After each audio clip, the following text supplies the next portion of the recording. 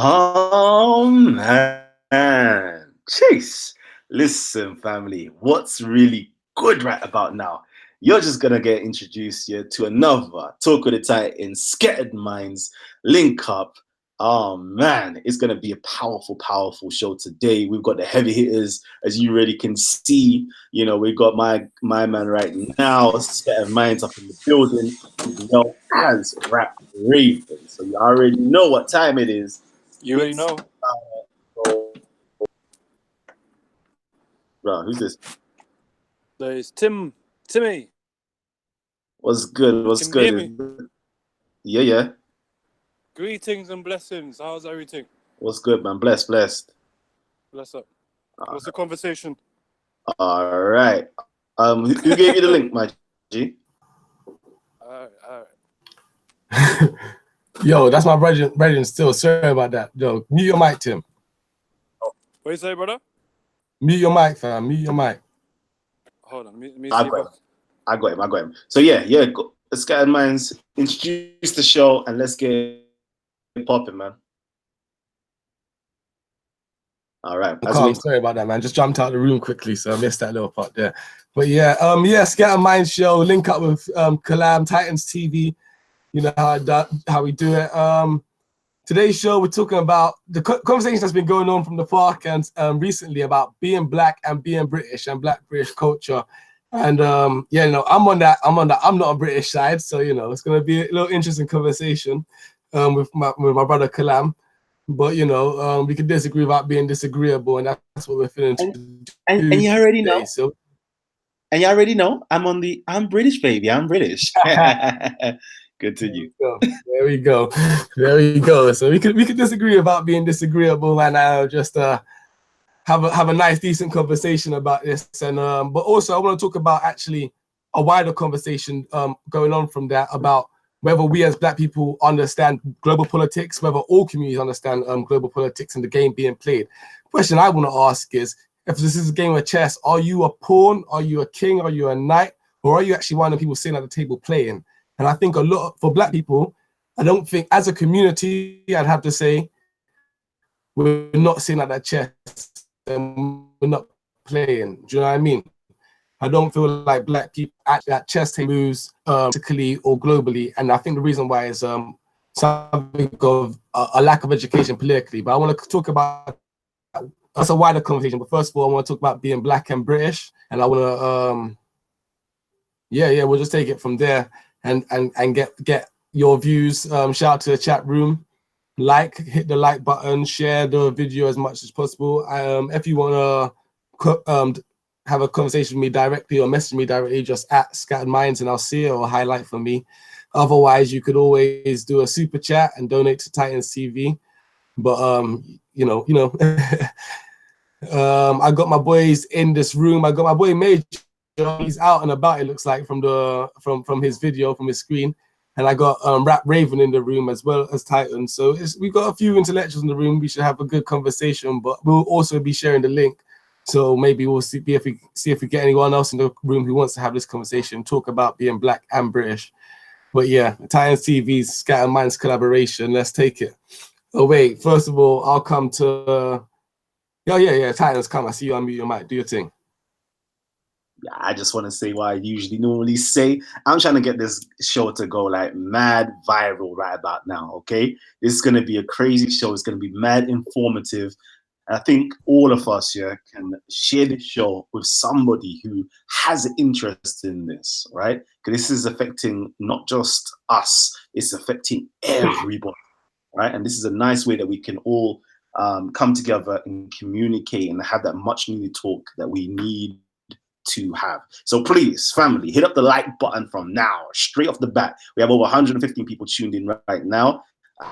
I'm expecting likes in the next 30 seconds. Let's do this, family. Support Titans TV. Support Scattered Minds. Support Rap Raven. Let's get it. Back to you, my brother. Yeah, Scattered Minds. I was just waiting for them likes, to be fair. I wasn't going to go until like 30, but I'll go now. We'll get whoever in the room. So Scattered Minds. So my take on this, and the conversation been going on, it's been an interesting conversation about British culture and being black and being British. And I think there's a dissonance, and I think Kalam hit the nail on the head the other day when he was talking about the history of colonization and slavery having a big impact on how we feel about ourselves and about whether we could be alongside British culture, whether we should align ourselves with British culture. I think a lot of it is to do with being a conquered people, the fact that we were conquered, literally, like Africa was conquered by outsiders, by invaders, and we've never really, I don't think we've ever really addressed that situation or adjust that. So we come to a situation where we actually just reject a lot of things and we're angry about a lot of things and we don't want to be associated with British culture. Now, for me, I think through that, you could still come through that and come through the other side and say, you know what, I'm no longer associated or affected by those things in a way that's going to trigger me. However, I still don't necessarily like to associate myself with Britain or British culture. I could associate myself with, and the reason why is because British culture hasn't necessarily changed or hasn't necessarily rectified itself from that situation that it was. I mean, of course, it's not racist anymore. Of course, there's not slavery going on anymore. Of course, you know, colonization or all that is like, that's well in the past and it's historical now. However, the question is about, are we as Britain necessarily going around and carrying ourselves in the best way in terms of foreign policy? Like, are we going around in Africa and exploiting mineral resources? Are we going into the Middle East and starting wars for oil? And all of these sorts of things make people want to disassociate themselves with this wider term British. So it's a historical fact of Britain, but also some of the modern day current British stuff that I think people have an issue with. Now, I myself would accept that I am a British citizen. Like, I've got a British passport, I use it, and I vote in the British system. I don't have an issue with the British system. I pay taxes. I'm all in the system. Do you know what I mean? Like, there's no two ways about it. But at the same time, I could still say I'm a British citizen without saying I'm necessarily British. And I think being a citizen is one thing, but your heritage and your ethnic roots and your culture is another. And I think it is very important for people who are foreign in any country to retain or hold on to their roots or their culture, and to look past or to retain their roots and their culture, but at the same time partake in whatever the system they're in. It's not necessarily an issue or do you know what I mean? Holding on to your roots doesn't stop you from partaking into the system unless the system itself stops you from, you know, stuff like the burqa ban or things like that, which tells you literally you can't carry out your culture or your heritage here. That for me becomes a problem. But if you know, your culture's accepted as fine in a country, I have no problem with maintaining the citizenship of that country. But yeah, shout out Rap Raven in the room. I had you waiting for a little bit. I know I see Major, you out there moving. I'll get you in a second, but Rap Raven, I'll bring you in first. What do you think? Black and Britishness. So you're asking me personally or just collectively as black people? Personally and collectively. Well, personally, with personal stuff, I try not to go down certain alleys that just cause long conversations. So I think for me, I have a British passport. So this is I have a British passport. But like I said, I identify as Afro-Caribbean. You know, yeah, pretty much that's what it is. So when it comes to culture and stuff, I think when you get a people group, you put them in like different places of the world, and then when they go to a certain place, they create new forms of culture, right? So when you look, say for example, look at America, the African American community, you know, they came together and made jazz and hip hop and so forth. So I see no difference in the quote unquote Black British community, as in, you know, we have a historical cultural lineage, and then when we find ourselves in a new place, we do new things that form new culture. So, and that I guess could be a contribution to British culture, but you could then have a section and say that's Black British culture or whatever it is. I don't know if that makes any sense. Yeah, that makes sense for sure. So what do you think about generally with the black community? Do you think there's a dissonance with or like a rejection of Britishness from black people in general, and where do you think that comes from? You're asking, is like a rejection of Britishness, is that what you said? Yeah, sorry. A rejection of Britishness. Well, I think if you look at the history of obviously England or Great Britain or whatever it is, you're looking at, you know, a big part of the wealth being built up on, you know, on mistreating other people. So I think even though you quote unquote slavery has been abolished, I don't think it has been rectified, has it? Like I don't. I think it was a couple of years ago. I think Tony Blair tried to formally apologize for slavery, something like that, right? While most I conscious, don't think he apologized. I think he done some flimsy apology, and Ken Livingstone done a proper thing, and he got in trouble. oh yeah, but I remember there was a protest at the time they were doing it, and I think I don't know what the protest was actually protesting about. But me personally, I don't necessarily need apologies for that kind of stuff. I think reparations to the nations that was most affected, it would be a better apology personally. So until we still live in that kind of environment, I think you're gonna have this kind of like disagreement from quote unquote Black British people in regards of identifying as British, because like a big part of their history and pain isn't necessarily recognized officially, if that makes sense. Yeah, that makes perfect sense. And I want to come back with reparations. That's a big point. Yeah, that's a big topic that I want to discuss further. But just let me get the opening topics. Yo, Major, can you talk? You got to take your thing off mute, you know.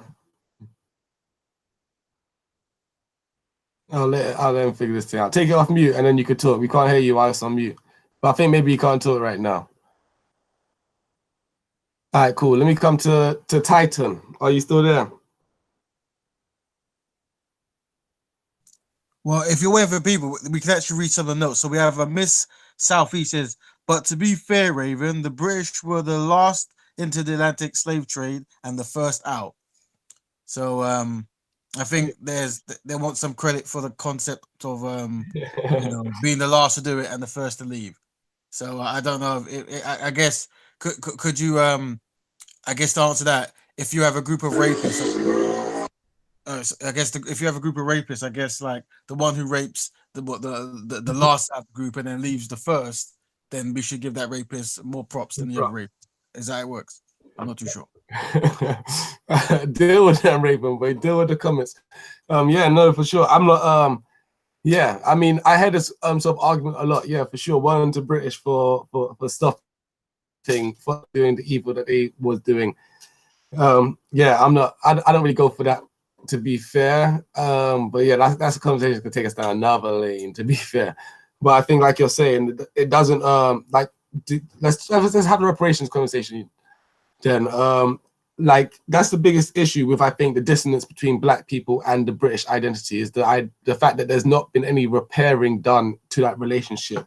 And that's what reparation really means. It's about repairing. It's not necessarily a financial or money thing. It's a question of repairing, and there's not been any attempt, not even financial, not even conversational. There's been no sort of attempt whatsoever to try and repair the disconnect. It's sort of been brushed over and papered over.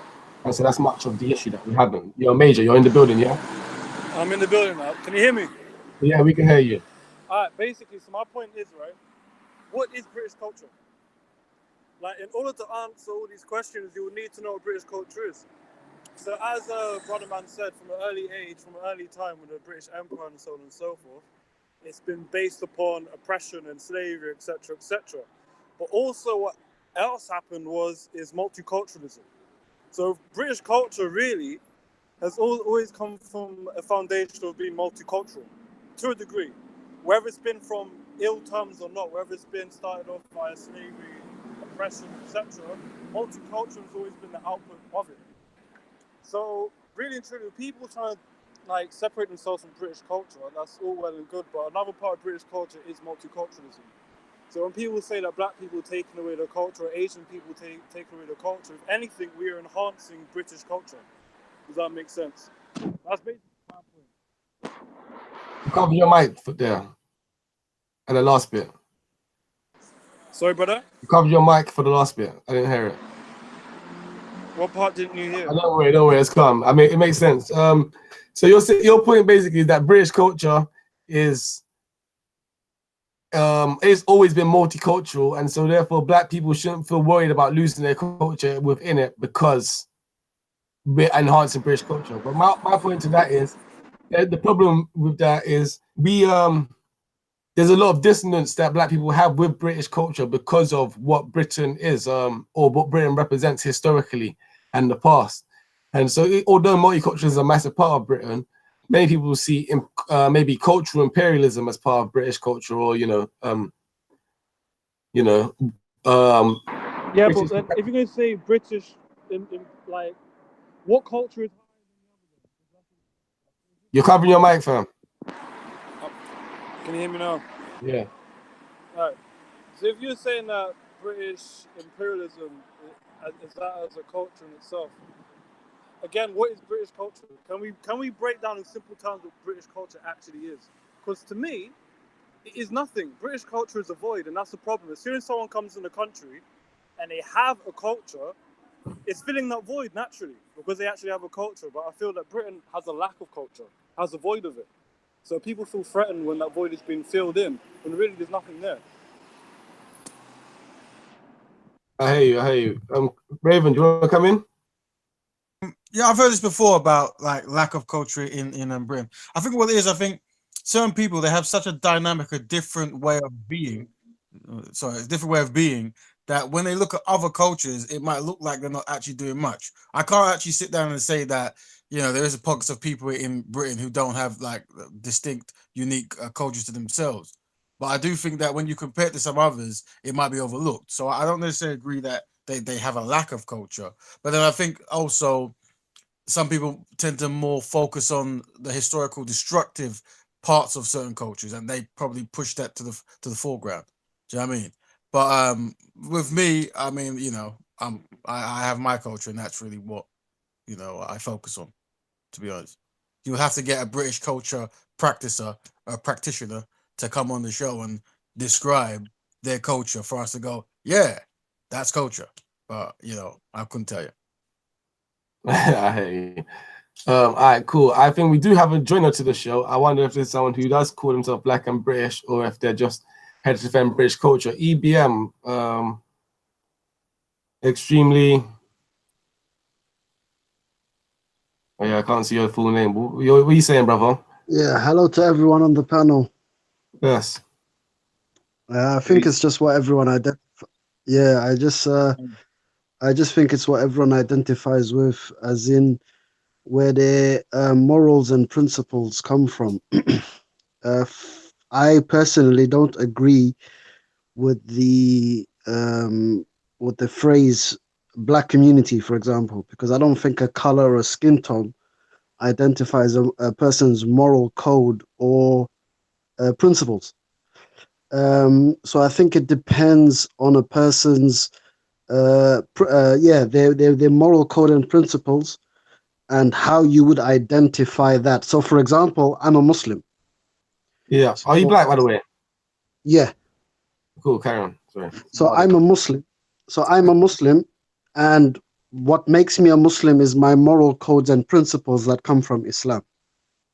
So it would be identifiable to a person to first state where he gets his principles and moral codes, to then for us to identify what that person is. So if a person is black, but follows British culture and British principles, whatever those are, then that is what he is identified by, because that is what he lives by.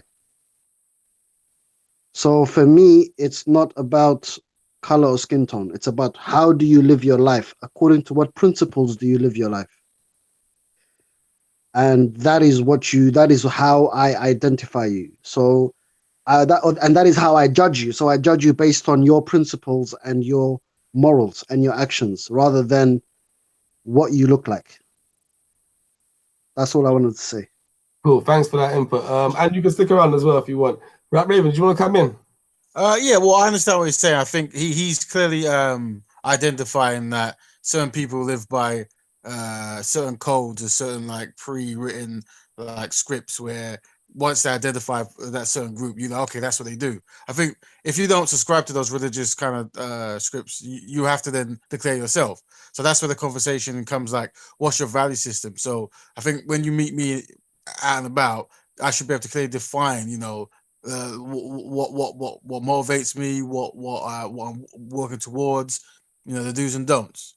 But not everyone necessarily has a pre-written kind of like life system where they can say, yeah, I'm this, I'm that, I'm that. amongst, because obviously black people, quote unquote, there's many different kind of people from different walks of life and different quote unquote religions and so forth. So it isn't, not everyone subscribes to that way of thinking. But I do agree that by becoming, say, a Christian or Islamic or so forth, you kind of understand where someone is going to an extent.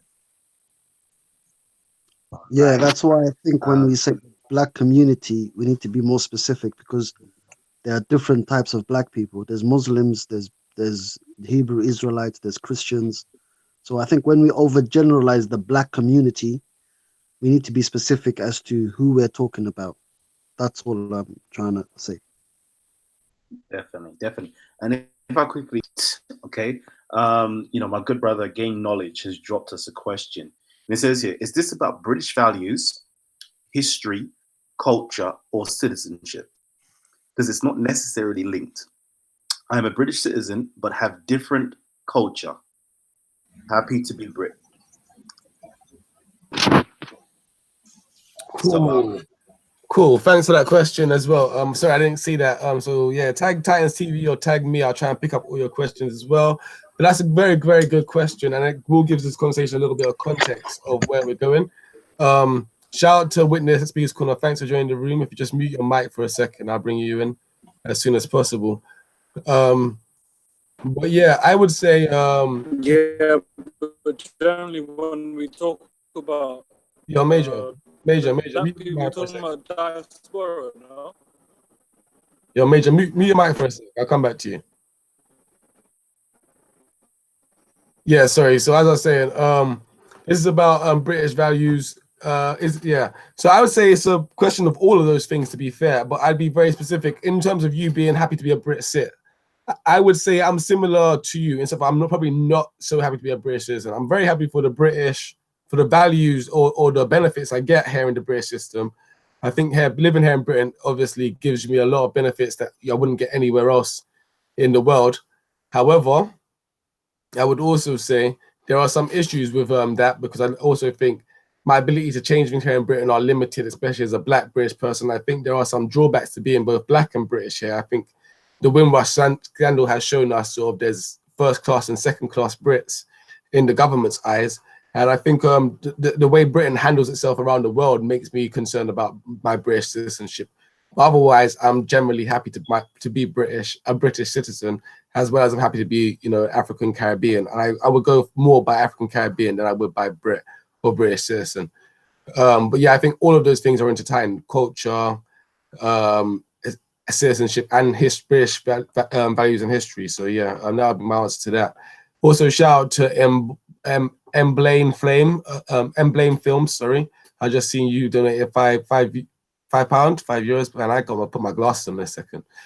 Loving the work, man. Great speakers too. This is real bridge building. Shout out to you, man. Love for the donation and everything. But yeah, I'll have a look through the comments, get my glasses on in a second, and I'll bring in some of the new commenters. But before that, I'll let some of the old commenters respond to that question. I'll start with you, Raven, quickly. Okay, my memory is very bad, but I think he was saying that all the labels were not intertwined. So British citizen and black, and they're not necessarily the same thing, right? Am I right? Yeah. Yeah, that was EBM. But the other question was asked was we were asked quickly was this about British values, history, culture, or citizenship? Because it's not necessarily linked. This comment I said, I am a British Cit, but have different culture. I'm happy to be a British citizen. But yeah, you could also reply to EBM as well too. Well, I don't really know what to say. I mean, I'm content to be a British citizen, because the reality is it's all I know, right? And I guess in the quest for goodness, you realize that you find many people have faced injustice, so you want to be part of the change. So I'm content in the sense of I'm a British citizen. I don't really have any other answer for that. Like, if I wouldn't necessarily say I'm British. There needs to be a context of why I'm saying that. Like, maybe I find myself in Egypt, and I'm speaking to someone, and we don't actually speak the same language, and then, like, where you're from, I go, I'm British. Do you know what I mean? But someone have to actually pin down the values of Britain for me to go, yeah, that's me. But from what I've seen, I can't say I can happily just say, yeah, I'm British like that.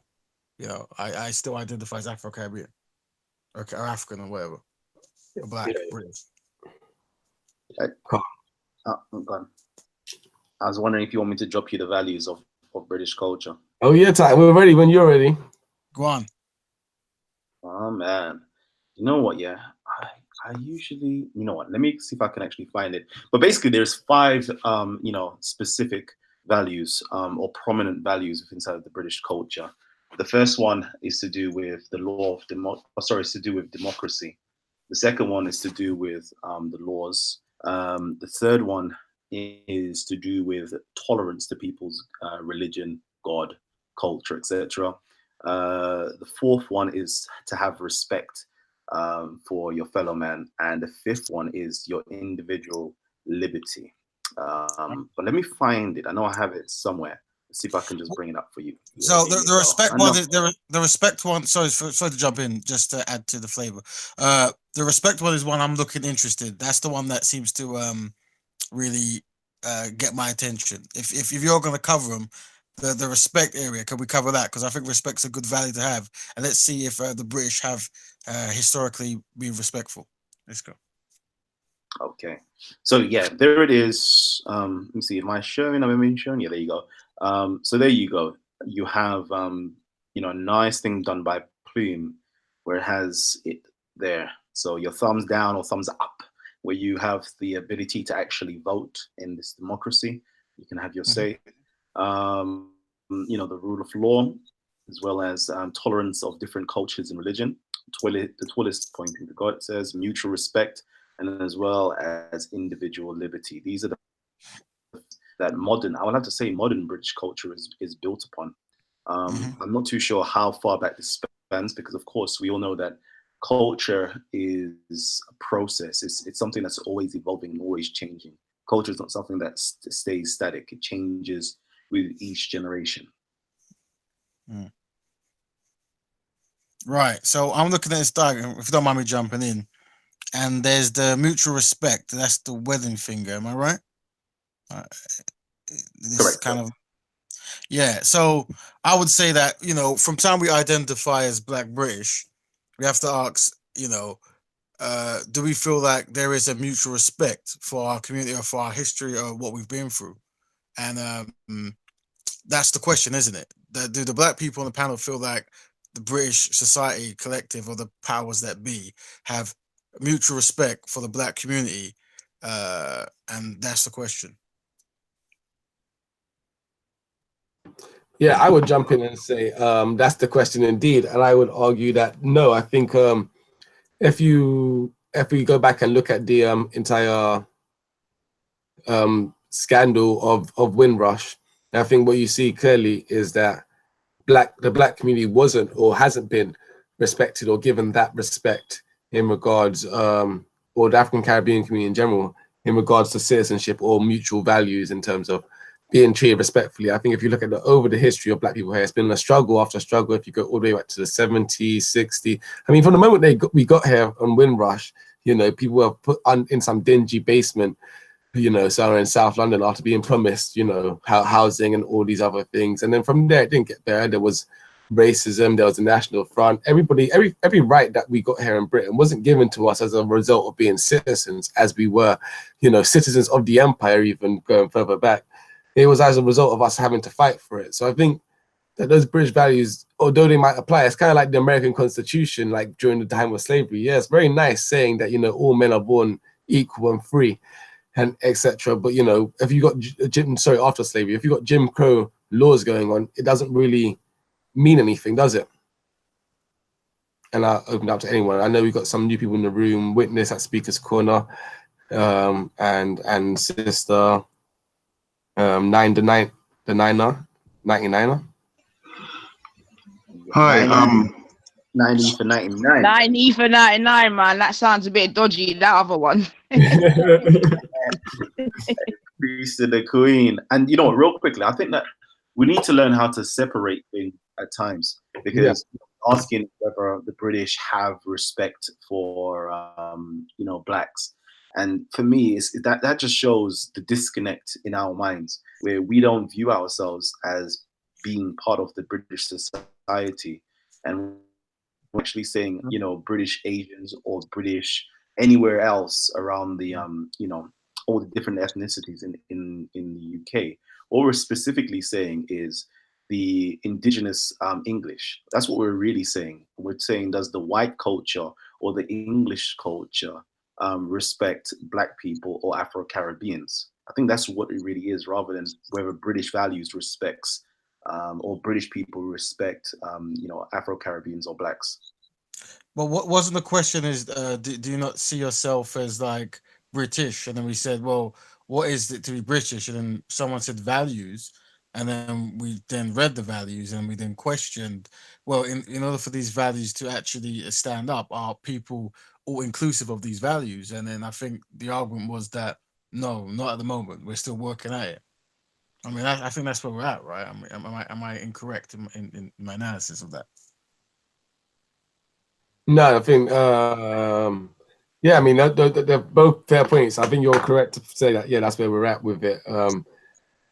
But I do want to come back to Titan's point about this being sort of part of the problem, or the idea that we are separating ourselves, and that, you know, just because maybe white British people don't value Black culture, there's more part of the British culture. So we are part of British culture ourselves. So if they don't value us, do we value ourselves? Furthermore, if they don't value us, what about the Asian British community? Maybe they might value us. And I think that's the point he was trying to head towards. But I'll let you come back in a second, but I just want to hear Witness at Speaker's Corner quickly and then come to my sister there, who I'm not going to mess up her name again. Hi, thanks for letting me on. I just wanted to say in regards to thanks for letting me on. I just wanted. Yeah, calm. Carry on. I just wanted to say in regards to the British values, it was actually created by an organization called Ofsted. Now, Ofsted is the Office for Standards in Education, Children's Services and Skills.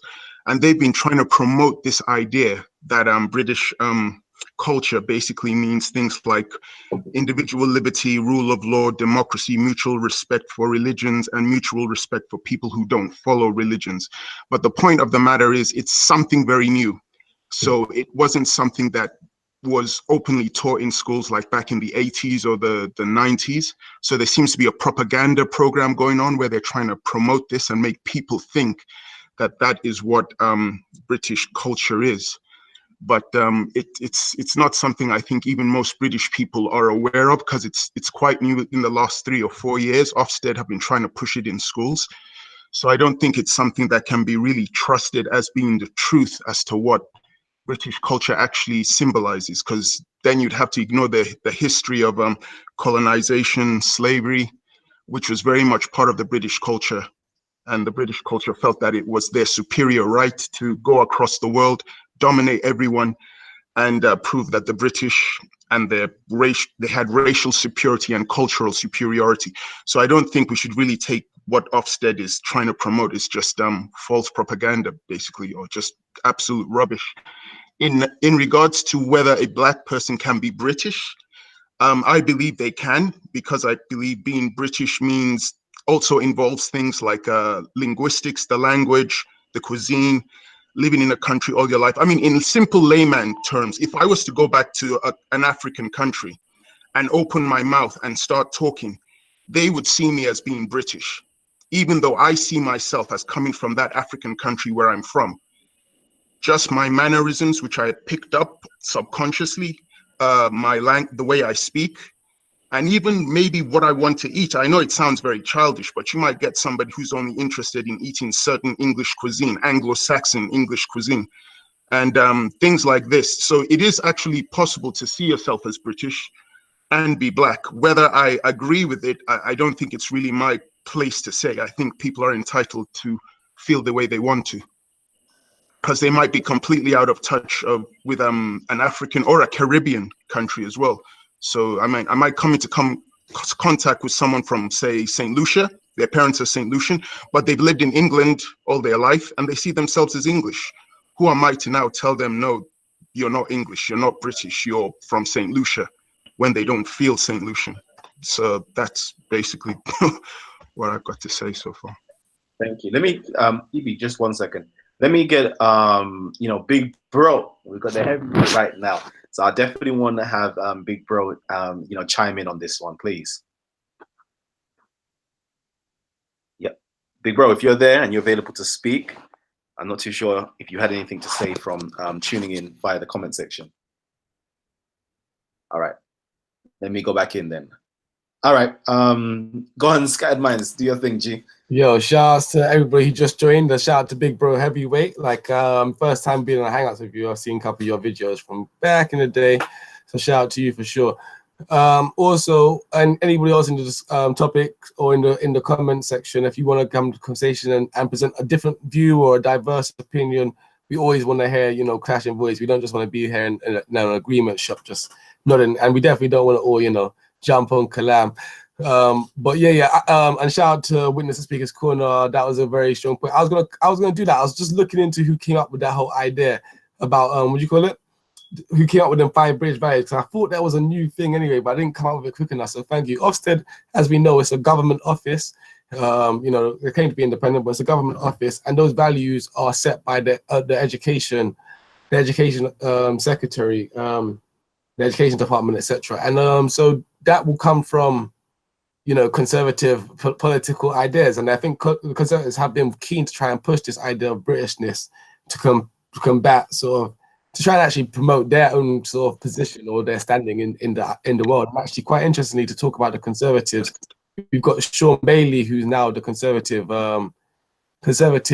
mayoral candidate. But I'll come back to him in a second because I got to talk about him. But he's a black brother from Ladbroke Grove, and they're looking to put him up as their possible candidate for mayor of London to go against Khan. But yeah, Big Bro, you're in the building. Yeah, we're gonna go to Big Bro. Then I'll come to my sister after that, and then we'll open up to the room. Big Bro, what's good? Oh, what's good? Good evening. Good evening. Yeah, I haven't really taken in too much of the discussion, but I understand it's about the concept of British culture. I have a slightly different view, if you can indulge me just for a second. And it's this. I'll start off with what seems like a left field comment, but just follow me on this for a moment. I, on principle, am a firm believer and supporter of the state of Israel. Now, it's not for the reasons that you think. Just hear me out for a second. You would imagine that if you had a state, the first thing that the state would be responsible for are the people within that state. They will protect those people, they will give aid to those people, and they will build a constitution around the people within that country, because this is what states do, this is what clans do. What happens is that I believe, for example, in Israel, as a clan, we in the UK as black people are also a clan, but we've come into a country which is on the surface is not ours. No matter how long we are here, we are not part of that core clan. We can be here, of course, we can vote, we can marry, we can do everything else that other people can or who are here. In fact, the people here, they will be graceful, they'll be open to a certain extent.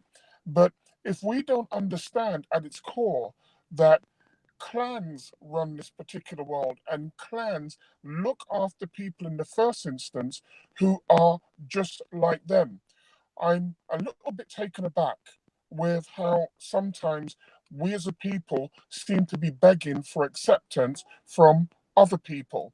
It's not a good idea because we've been doing this for a long time and we have not moved on. For me, British culture is, let me get this right, so I don't get my damn self confused. British culture is an accepting culture, many parts of it, but we've got to understand that it's a clan culture. And what clans do is look after their people first. I've been to Japan, I've been to China. China has a one China policy, yet they look after Chinese people first.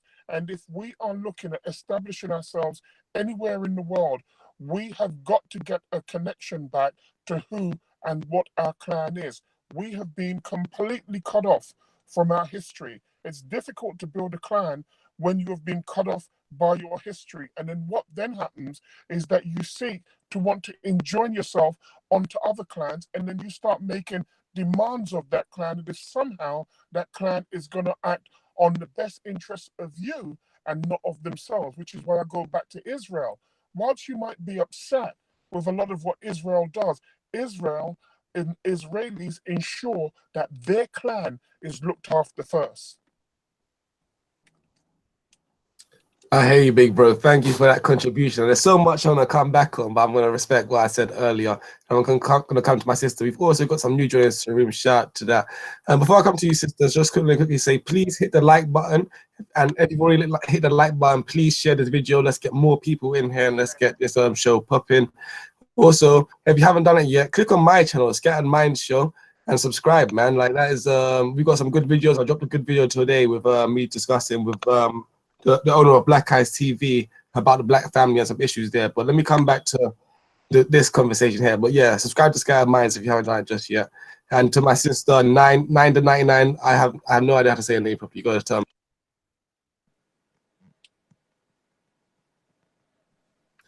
All right, cool. Maybe. Yeah. Cool. Oh, so yeah, bless up, family. Best. Yeah, can you hear me? Yeah, you're good. We're good. Okay. Oh, sorry, big brothers. Yo, you can hear me. Can you hear me? You can hear me, yeah? Yeah, I can hear All you. right, I'm gonna go through. I mean, yeah, just piggybacking on. Yeah, I can hear you, darling, definitely. Because what I really wanted to, I know we've had some definitions from different persons about what British culture is, but to hear different on what British, I think people just a lot of British than they actually believe themselves to be. So even a lot of them that are screaming this, that, and the other, when you break down certain things, and that's why I wanted to really get a real proper definition of what we all think culture is.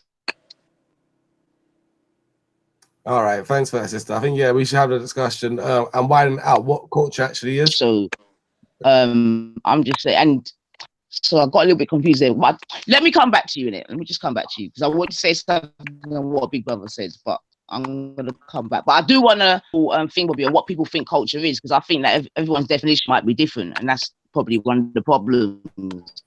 Yeah, for sure, definitely, sister. I think you might need to get a little bit closer to your Wi-Fi source and try and get a better connection because you're cutting up a little bit, and I think there's a bit of delay. If you can do that, sister, before we come back. But yeah. M.A. Brown, you want to get in? What's good, brother? Yes. Can you hear me? Yeah. Well, go on. Yeah, man. Yeah, I just wanted to say a couple things still. Number one, I'm a teacher, so we're talking about that the Ofsted are trying to do. There's always a lot of objection amongst some of the staff members when, you know, British cultural values are supposed to be implemented in a school. Like for me, British cultural value, like the Britishness is a story, innit? Like, and you have to kind of know what part you play in the story, or what part you've been forced to play in the story. So when people say that they're, especially non kind of white, kind of typically what someone might term British people claim to be British, I kind of look at it and laugh because it's like I'm looking at the person and I'm like, you don't even know what your story is in the British story, the story of Great Britain, the story of empire. So and more time, what you'll find with these people is their positions will change over time because they simply don't actually understand where they are on the map. Like, do you know what I mean? They don't understand where on the timeline of the British Empire and the full story. They don't understand where they've been, what role they've been kind of forced to play. So you'll have man at Speaker's Corner who promote British values 1 minute, and then something might kick off at the corner. Suddenly they're against it, or they're changing their position. And it's because they really don't know what role they've been given. And it's like, until you know what role you've been given and where you fit in the story, you're going to be going back and forward and back and forward and back and forward. And you're going to be fooled, and bare things will happen to you, and you have no idea why they're happening to you. And furthermore, you have no idea why they happen over and over and over again. So Yeah, that's my position. And yeah, the whole Britishness, it's quite a cut and dry issue to me. You know what I mean? The Britishness thing, Britain, if you call yourself British, then you have to consider all of the fuckeries that. Language. Oh, sorry. Oh. Sorry about that. But you have to consider all of the mess that comes with it. So, if, for example, Kalam called himself British, then you have to say, okay, Kalam is British, but he's at the lower end of the scale in terms of the British clan that Big Bro was talking about. He's a subordinate member of the British family. You get me? So that would be what. Can I ask, does that apply to the children as well? It must do. I know what you're saying there, my brother. Yeah, sorry to cut in, people. But you see what you're saying there. Does that also apply to our children and our children's children? Yeah. It has to apply to them. Of course. Okay, no, just making sure. Yeah, unless you've well, what we're doing is, okay, well, when my great grandparents came to this country, their plan wasn't for me to remain I don't think they even understood the game anyway, but their plan wasn't for me to become a subordinate member of this clan, right? My great grandma, she bought a house, and she thought she bought a house, right? An entire building. I live in West London. I'm from Grove, Westbourne Park. Yeah, she bought a whole building. London. Yeah, man. She bought a whole building, but she was undereducated in it. She didn't know what the difference was between a leasehold and a freehold. So she'd bought a leasehold, thinking that she'd bought a family home for life. You get me? But Tutus now, they took the house after I think 12 or 13 years. I've heard so many beautiful stories about times that my mum's side from Dominica. Yeah, I've heard so many beautiful stories about the collectiveness of the time, and I have never experienced that. And I could have had we kept that house. Every Dominican person that would come to London, they'd be asking for Ma Nelly. That's her name, Ma Nelly. And they come to the house and they'll be welcomed, and there'll be food galore. There'll be 4, 5, 6, 7 family members in one room, but that was there. You get me? So her intention was never to prosper. You get me? And her intention, well, she knew that she wasn't going to be given anything for free. She had to work for it. You get me? But yeah, the fact that she's not part of the British clan meant that she lost her house, meant that she was never educated to the point where she could sustain the wealth that she'd acquired from her fucking from her blood, sweat, and tears. You get me? So yeah, I love a lot what Big Bro was saying, man, because yeah, the position sounds a bit controversial initially, but like he's talking reality. You know, I'm not part of the what you might term typical British clan. I am part of it, but I'm the bit that is dispensable in it. That's all I got to say for now. I have to jump in. That was a big yeah, Titan, jump in. But Betty's in the room, and who else in the room who ain't spoken yet? They're gonna talk next, but go on, Titan. Yo, I have to jump in real quickly. Back. I have to actually burn some serious fire on that in a loving sense, right? Mad loving sense. Hold on, mad feedback. Sorry. There's some feedback coming on your. So yeah, I'm gonna have to burn fire on that, yeah, because that there, yeah, is putting, myself and my children and their children's children in a subordinate, almost slave-like mentality, right? Because you're basically saying that anybody inside of the British society who is not, I don't know, whatever that Britishness is, is going to be automatically subordinate or inferior to everybody else that is British, or I'm assuming for you to be white. And I'm going to have to say I burn fire on that. I don't see myself as lesser to any other, Englishman, Scottishman, Welshman, or Irishman. I don't see myself inferior. I don't see myself subordinate. I see myself completely equal to everybody that I'm next to. And nobody can tell me that I'm lesser than them. And the moment that they tell me that I am lesser than them, I'm going to burn some serious fire on them.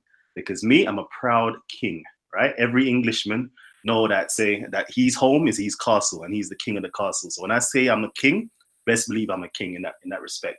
So again, I think the problem is that most of us, we don't actually have bicultural competency. We don't understand who we are as a people and where we've come from and our position that we play with inside of British society. and we're taking on that old colonial mentality, i.e., and that's why I hate referring to Afro-Caribbean people as black, and I hate referring to English people, Welsh people, Irish people, Scottish people as white, because that is a mentality that was created during the time of slavery and racism and white supremacy. So the moment that you're calling yourself black and the moment you're calling other people white, it has a lot of connotation and a lot of baggage that applies with it. And that's the problem we're actually seeing today. When we're looking at the white or the dominant society, we're seeing them as being, the master class or superior, and that we must be subordinate to them. And I'm gonna have to say a bonfire on that. I'm not subordinate to no next man, and I hate that our people are thinking in behind the back of their minds, subconsciously or even consciously, that they're subordinate to anybody else inside of British society. Okay, can I come back real quick on that, please? I feel I have to let you, to be fair. But I want to yeah. Big up Callum still. Yeah, I think, to be honest, I think there's a difference between, like, I recognize the need to craft your own reality, innit? I recognize the need for that, and I think a lot of our people have had to do that. Yeah, across the water in the United States, here, all over the world. I think we wouldn't be in a position we are now without that. So I recognize the need to craft your reality. I also recognize the need to recognize the other realities that exist around that creative endeavor that you're trying to see through. So I agree in a sense that, yes, you have to see yourself as you shouldn't see yourself as subordinate. However, if I go to China and I go to a village somewhere in China, and a person who previously owned whole heaps of land has now had their land taken off them by the government, is now working in a factory somewhere in, I don't know, Beijing or wherever. If that person comes and brings their family to, say, New York City, yeah, to live, they might not view themselves as inferior. However, the reality of their economic situation dictates that actually they were paying for their own enslavement when they were in China, right? When they were in China, they were making Nike trainers, they were doing this and that, they were supporting the state that they are now gonna call home. And it will take time for them for their own imagined reality, which is that they are not subordinate, to equate or become the same as the reality, that the economic reality of their situation in a new land, in the land of the people who are actually oppressing them in the first place. So, Kalam, I understand what you're saying. I don't believe that, and I'm going to call black people black. I'm going to call people from the diaspora black because I regard them as so. I think we're not at the stage yet where our imagined or created realities can match our economic situation. And when I say subordinate, I'm saying if you're going to call yourself British, yeah, you're voluntarily placing yourself within a story, yeah. But is that you have one or two choices. You can either acknowledge the position you have in that story, yeah, because let's face it, white working class people are still favored when it comes to the crunch over working class people of other races in this country. Yeah, and there's plenty of data to prove it. You either have to choose to accept that reality, but fight against it by all means. That's what we do, man. Or you can lie to yourself about the reality and claim one thing whilst another thing is playing out completely differently.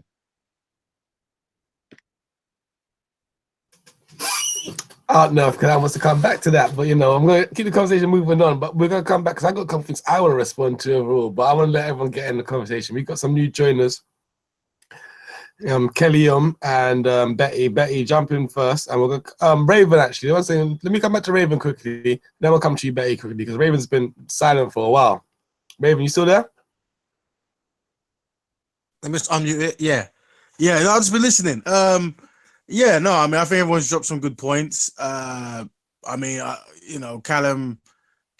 he wants to control his own reality within his own mind, which is very, very, very wonderful. One of the challenges you face is it's more about like the collective, isn't it? Like, what is the collective going through, and the opportunities that people can actually reach within their own reality. So, for example, you're gonna have certain people of European descent going through hard times, and you're gonna have some people of African descent doing very prosperous, right? But that doesn't mean that the sheer masses of people of African descent are going through that reality. And that doesn't mean that a person of European descent couldn't actually, with the right knowledge, the right connections, actually find a better way to prosper. So I think it's more about the collective. That's how I look at things. That's my answer, really. All right, real quickly, I need to just jump in and show that love to my my audience members, my family members out there, you know, who's constantly supporting and donating to Titans TV. So I need to make sure I hail them up all the time. Okay, so shout out to. May I ask, if you are born in England, why not identify as English? I'm born in Reading and always said I'm English. Parents are Irish, never British. All right. So that is the question that's been put out there.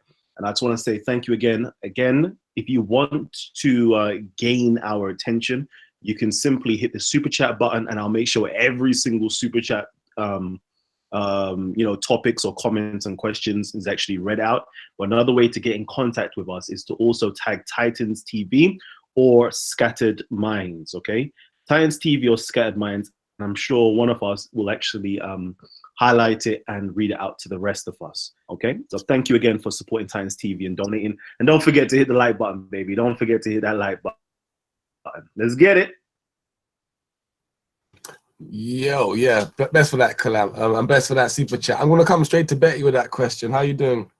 Hi, Scattered Minds. Hi, everybody in the chat and stuff like that. So, in terms of I'm not black, not British, right? I'm just gonna bonfire on this title called black because it's not something that my forebearers defined themselves by. But what I would say is I do see myself as British, but I see myself as an African, and you know, the very fact that the British came on a warship to my forebearers' land and declared war on us. And then, after they finished declaring war, yeah, when my mum and dad went to boarding school, they used to beat my parents to speak English, sorry, in their own land, yeah? Obviously, we lost, yeah? So we are now British. We will take the best of what Britain has to offer. But I'm still an ethnic woman. Bun this English business, forget that. You know, you cannot change what happened, but I'm both an ethnic woman as well as a British woman. But, you know, the very fact that my forebearers died fighting the British, and then you're just going to say, oh, you're not British. What for? Yeah? They're dead now. Yeah? But they are things that our people decided to trade with the British. There were things that the British came with that they wanted to trade with. So the king decided to do what he did. We cannot change that. We can only look to the future. But for me to say I'm not British, to me, it's dishonoring the people that died fighting the British. That's the way I see it. Oh man, oh man. Thank you for that contribution, Bay. Yo, I don't know if this is against the rules on Time TVs, but I gotta give Betty some gunshots for that one. She went in. Bonfire on British. Actually, bonfire on the black title. I hear you on that one, but that's a wider conversation that we could have another time. It's more about the British title today. Yo, Emma, I see you want to come in. I'll let you in a second, but I got Kelly I don't know. Kelly, Kelly. You know, somebody is asking me that they need me to weigh in on this, or they want me to weigh in on this. So real quickly, the reason why one doesn't call themselves English, even though they're born in England, is because being born into a particular landmass or country doesn't make you that ethnicity, right? So you, technically speaking, are of Irish descent, right? But you're living in the nation of Britain, right? Or you can say you've been acculturated into English culture, but you're not English by heritage. So we also have to, you know, how can I put it? Stand up for our actual heritage. That's why I always say I label myself British, British based upon culture, African also based upon culture and heritage, and Caribbean as well, based upon history, culture, and heritage as well. So all of those things make you who you are. to take away one from the other is actually mutilating yourself or taking part of yourself away. And it's always best to, you know, how can I put it, honor and respect your ancestors and call your heritage for truly what it is. If you're Irish, based upon heritage, you're Irish. Don't ever say you're English if you're Irish. All right? Say you're Irish and say it with your chest and say it strong. That's all I gotta say. Yeah, I agree that. Yo, Kelly, you wanna jump in? Yeah. What's up, everybody? Thanks, Scattered Minds, for having me in. Thanks, Kalam, for introducing me. Yeah, what I have to say is I really got, you know, what Big Bro was saying about the clans. It was an interesting point about, for example, Papua New Guinea. They have like a special social structure called uh, New Talk. Um, that is like a social control. They always control themselves, very structural, but it's like very strict. Like if you uh, move that to a Western society, I seen that they trying to rule it the same way like back in the country, but during the time it's like it's starting slowly to scatter. So you get the same situations like uh, people of African descent in England uh, try to be a community, but start to slowly scatter, right? In the state of minds, try to get into society. How will you stay the same like you came into in England, for example? Uh, it means that I see people trying to find out how to do that, but still, like the political environment makes it quite difficult. Like it's becoming complex to say, what are you? Are you black? What are you? Are you brown? What are you? Are you Caribbean African? You know, people disagree a lot about these terms, and I will put for myself would say, yeah, I'm colored because that's what I am, and somebody be more dark colored. I think the best thing is to say to stay as much neutral as possible to overcome any you know uh, political problems in that sense. And that's the one talk structure. I think it always gives the feeling to stick with the same people you came with in this country. As far as that makes sense, I hope that's enough.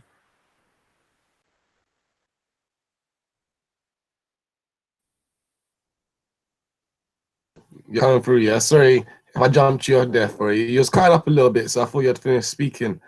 Yeah, I've been kind of waiting to get my turn in for a little while as well, but I realized there's still one person, witness at Speaker's Corner. I gotta come to you first, give you a little way in, then I'm gonna go again, and then we'll come back around. But I want to take this conversation deeper when I get my chance to speak again. But witness at Speaker's Corner, you still with me? Yes, I am. I won't take up too much of your time. I'll just say this to Black people who are having a dilemma about calling themselves British or not. By not calling yourself British, just think about this. By not calling yourself British, are you implementing an inferiority complex on yourself? Forget about a white person treating you as an outsider. You have already decided to treat yourself as an outsider in a country which has become your homeland. Now, most Black Americans have no problem seeing themselves as Americans. They are aware of the history of slavery, Jim Crow, and white supremacy. But the Black Americans, they still know that their ancestors contributed to America being great. And they know that they have every right to call themselves American.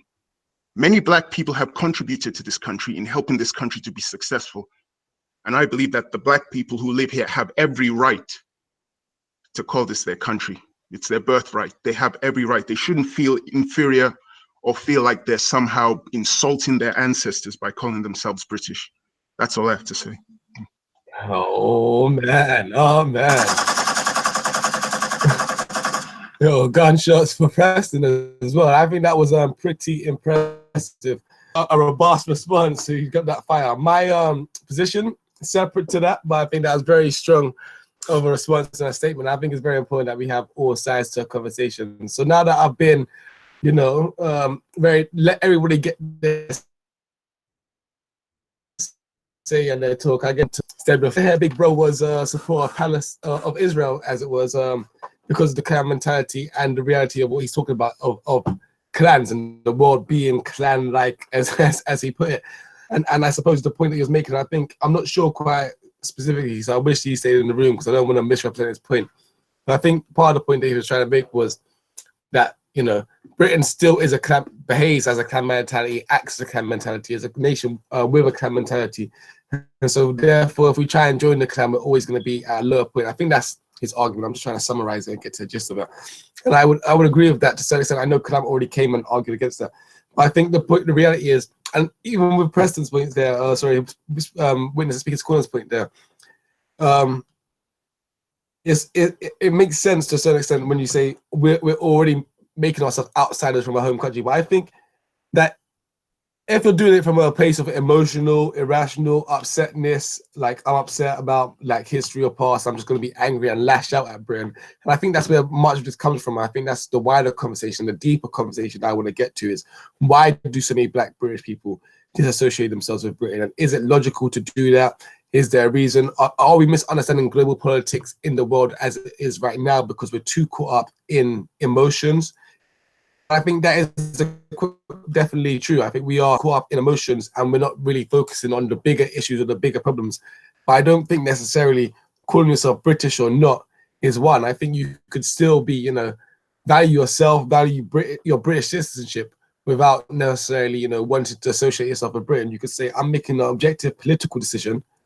Just take a step back and say, you know what? I don't feel British. I feel like British culture has many different things. And until British culture comes to meet me where I'm at, I'm happy to be a British citizen. I'm happy to enjoy London. I'm happy to enjoy the country as a whole and the nation as a whole. But I don't necessarily want to identify with the nation completely because I don't feel like the nation necessarily accepts me completely. And I think historically the issue is we could talk about British citizenship all we want, but until we can understand how British citizens get deported and end up dying in Jamaica or end up losing benefits over here and losing access to healthcare and end up dying over here because they're being treated in a hostile environment, I think we need to actually really look at what this thing about citizenship really means and whether it really actually stacks up or adds to where we are in terms of shout out to M.A. Brown. I definitely agree with you a lot. Like, does it make sense for us to be claiming Britishness if we're not going to be treated? But I think the deeper question is, and this is where I want to take the conversation to next, is, you know, are we understanding global politics in the area? Because what I'm saying is that's an objective position I've made. I'm objectively saying politically, I don't necessarily fully associate myself with the British culture. But I think a lot of time people don't necessarily take objective positions. We get moved a lot. For example, like Kalam said in one of his other streams, the only time you necessarily see a Black community gather around is when somebody gets shot by police usually, or some attack happens on our community. And that usually seems, and what I'd say about that is that's us being moved by moves on a chessboard. We're being pawns and being knights and whatever on the chessboard being moved about. But at what point are we going to say, hold on a second, let's step up from this and let's actually start playing chess ourselves and start making moves. Let's stop simply reacting when somebody gets shot within our community or when some racist event happens, and let's actually start building a Black community and then get involved in politics. So I work in a field, and I heard Raven talking about this with Shakara the other day of research. Basically, we give research funding to different things, and the amount of, you know, things, when you look at how society as a whole, globally, politically, they're giving funding to you know, millions of pounds of funding to speculative engineering projects that might not actually come to anything, but if it does come to something, it's going to make billions. And when you have people in the world who are thinking this far in the future, spending tens of millions on research that might not even work out to anything, it kind of, you see people are actually playing chess on a different level while we're reacting to day-to-day things. Do you know what I mean? And I think we need to start actually pulling ourselves back from reacting to emotional things and looking at the world more objectively, looking at politics more objectively, and not being emotional or triggered by things. But sorry, I mean, that's a lot of things I just said there, kind of tangled up, but I hope somebody can make sense of it. I'm going to throw it to the next person who wants to speak, if you can make sense of that, and I'll come to some of the comments in a second. Before I do that, let me jump in for 17 seconds. Yeah, I think I can't remember how I heard it. I think some people wanted to say what was like the challenges that the black quote unquote community were going through politically in the UK. And I think I can't remember who said it, but someone says it was the issue of actually like having a black party and people not wanted to associate with the word black. That it's hard to get something going because obviously when you talk about politically, you actually have to have like parties and rules and so forth, right? And policies. And by not actually wanting to actually align with certain kind of names, then that's why it's very wishy-washy. Well, other groups that they've really got their kind of name defined. Whether it's like I don't know, it might be based upon a nation, a people group, whatever it is. I think black people, quote unquote, seems to be the collective group that can't really get past that first hurdle. So I don't know. I think we talk about you want to see change. I think that's one of the challenges I see. Yeah, definitely. Let me just go ahead, please. Let me come in real quickly. I'm going to get you back in again. But again, as I said, I'm going to make sure that I shout out and salute everybody that contributes to Titans TV. And again, if you want to get hold of us, all you simply have to do is tag Titans TV or Scattered Minds, and it highlights. But of course, the best way as well is to also hit us up with the super chats, and therefore we can definitely have your comments read out. And of course, your comments are pinned for a certain level of time, depending on how much you actually donate as well. So the Enriab says, support Titans TV. If you can't donate, then like, share, and subscribe. Oh, man. All right, family, you heard it already from the Enriab. Simply hit the like button, share button, or subscribe button. And usually there is like a bell icon somewhere. I'm not too sure if it's on my one, me on your ones, okay? There's a bell icon. If you simply hit it, ooh, let me hit the like button, okay? If you hit the bell icon button and you're already subscribed, basically it highlights to you every single time we go live. So there'll be a notification on your phone or your devices to let you know that we're live on Titans TV, all right? When you subscribe, make sure you hit the bell icon to get up-to-date notifications. And let me know, guys, have you been receiving your emails or notifications letting you guys know that we're live? Let me know. All right, let me just quickly make sure there's nothing else. All right, cool. Everything is blessed. All right, family. I'm going to hand it straight back over to Scattered Minds. And remember, today it's Scattered Minds who's actually taking control, taking charge. I shall be sharing their channel very soon. And I would love for you guys to go over there and actually hit the subscribe button and check out all the amazing work they actually do. So, you know what, matter of fact, whilst I'm here, well, let's just quickly do this. Let me just do my promotion, baby. Let me do my promotion. So right here, you can go into Scattered Minds. As you can see, I've already hit the notification, right? This is the bell notification I've been talking about. When you go there, hit the bell notification, and you'll see all the great content that he's been pushing out. There's been a new video out with Terry Riggs today, all right? So it's right here. Make sure you go there, click it, go and watch all the past videos. Like great work. And of course, you can go over here, baby. Go over here. Look at that one right here. I gotta do that. Can I do that right here? So yeah, man, go there and then click on Scattered Minds. Check out all of the great videos they've been producing on the channel as well, right? I want to make sure that, you know, in the next few weeks, the numbers have doubled to at least 500, right? So please go over there, subscribe, and hit the bell notification button. Thank you.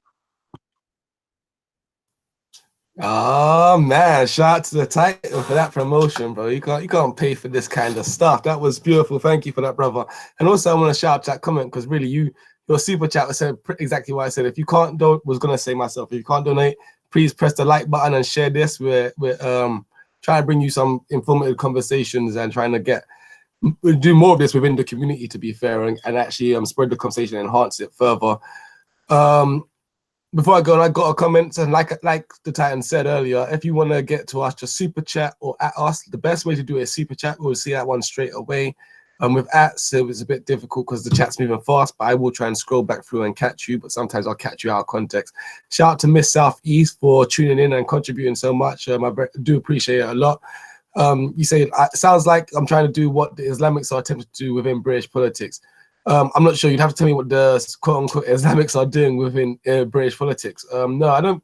That's not the plan at all. I don't think it's about British politics. I think it's wider than that. And I'd say this is not just about the black community. I'd say it's a wider question to the white community, to the Asian community. You know, are you a chess player or are you a piece on the board? Are you being moved? And it's like we'll come back to what Raven was saying a second ago, but I want to ask you this question, the commenters in general. Are you a chess player or are you a piece on the board? Because I feel right now, a lot of us are pieces. A lot of us are getting angry. I go down to the speaker's corner and you see people arguing over the small and the superficial things, when really there is, as we talk about all the time, was talked about quite often, there is an elite 1% or top communities, whoever you want to call them, whether you want to create conspiracy theories behind it or whatever it is, however you want to look into it, there are people at the top of society, very rich people, very powerful people who control, and the majority of us are at the bottom end of society, and we're being moved around on a chessboard like so many pieces. And the question is, when are we going to actually step out of the board and become players ourselves? And that's the wider question. So, you know, I wouldn't be too worried about what the Islamics are doing in British politics. I'm worried more about what the global elites who have already controlled British politics for the past 400 years or so, what they're doing within British politics. I think they're the bigger problem. And I think the more we're looking at what Muslims are doing or what black people are doing, and the less we're looking at the people who actually have the power are doing, then we're going to be in a bigger problem. And I think that goes for the wider conversation. And that's why, to come to Raven's point, it does get frustrating sometimes when we have this argument or the conversation about being black or not. Do you know what I mean? Like black power was sort of something almost, we took it in the 60s and it was a thing. And since then it's becoming disputed again. And it's like, no, I'm not black, I'm this, I'm not black, I'm that.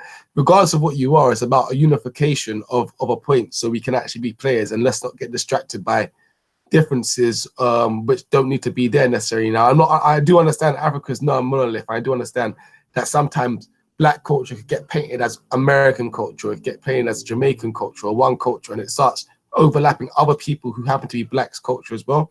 But I think it's for us to actually take a step back and say, you know, let's not get triggered by those small things and actually look at the bigger picture and the wider picture. But yeah, I know a couple people in the chat haven't spoken, so whoever wants to talk next, unmute your mic, let me know, let me see you come in. And in the meantime, shout out to the chat room. If you got any comments, like I say, at me. Can I just say one thing in terms of being British?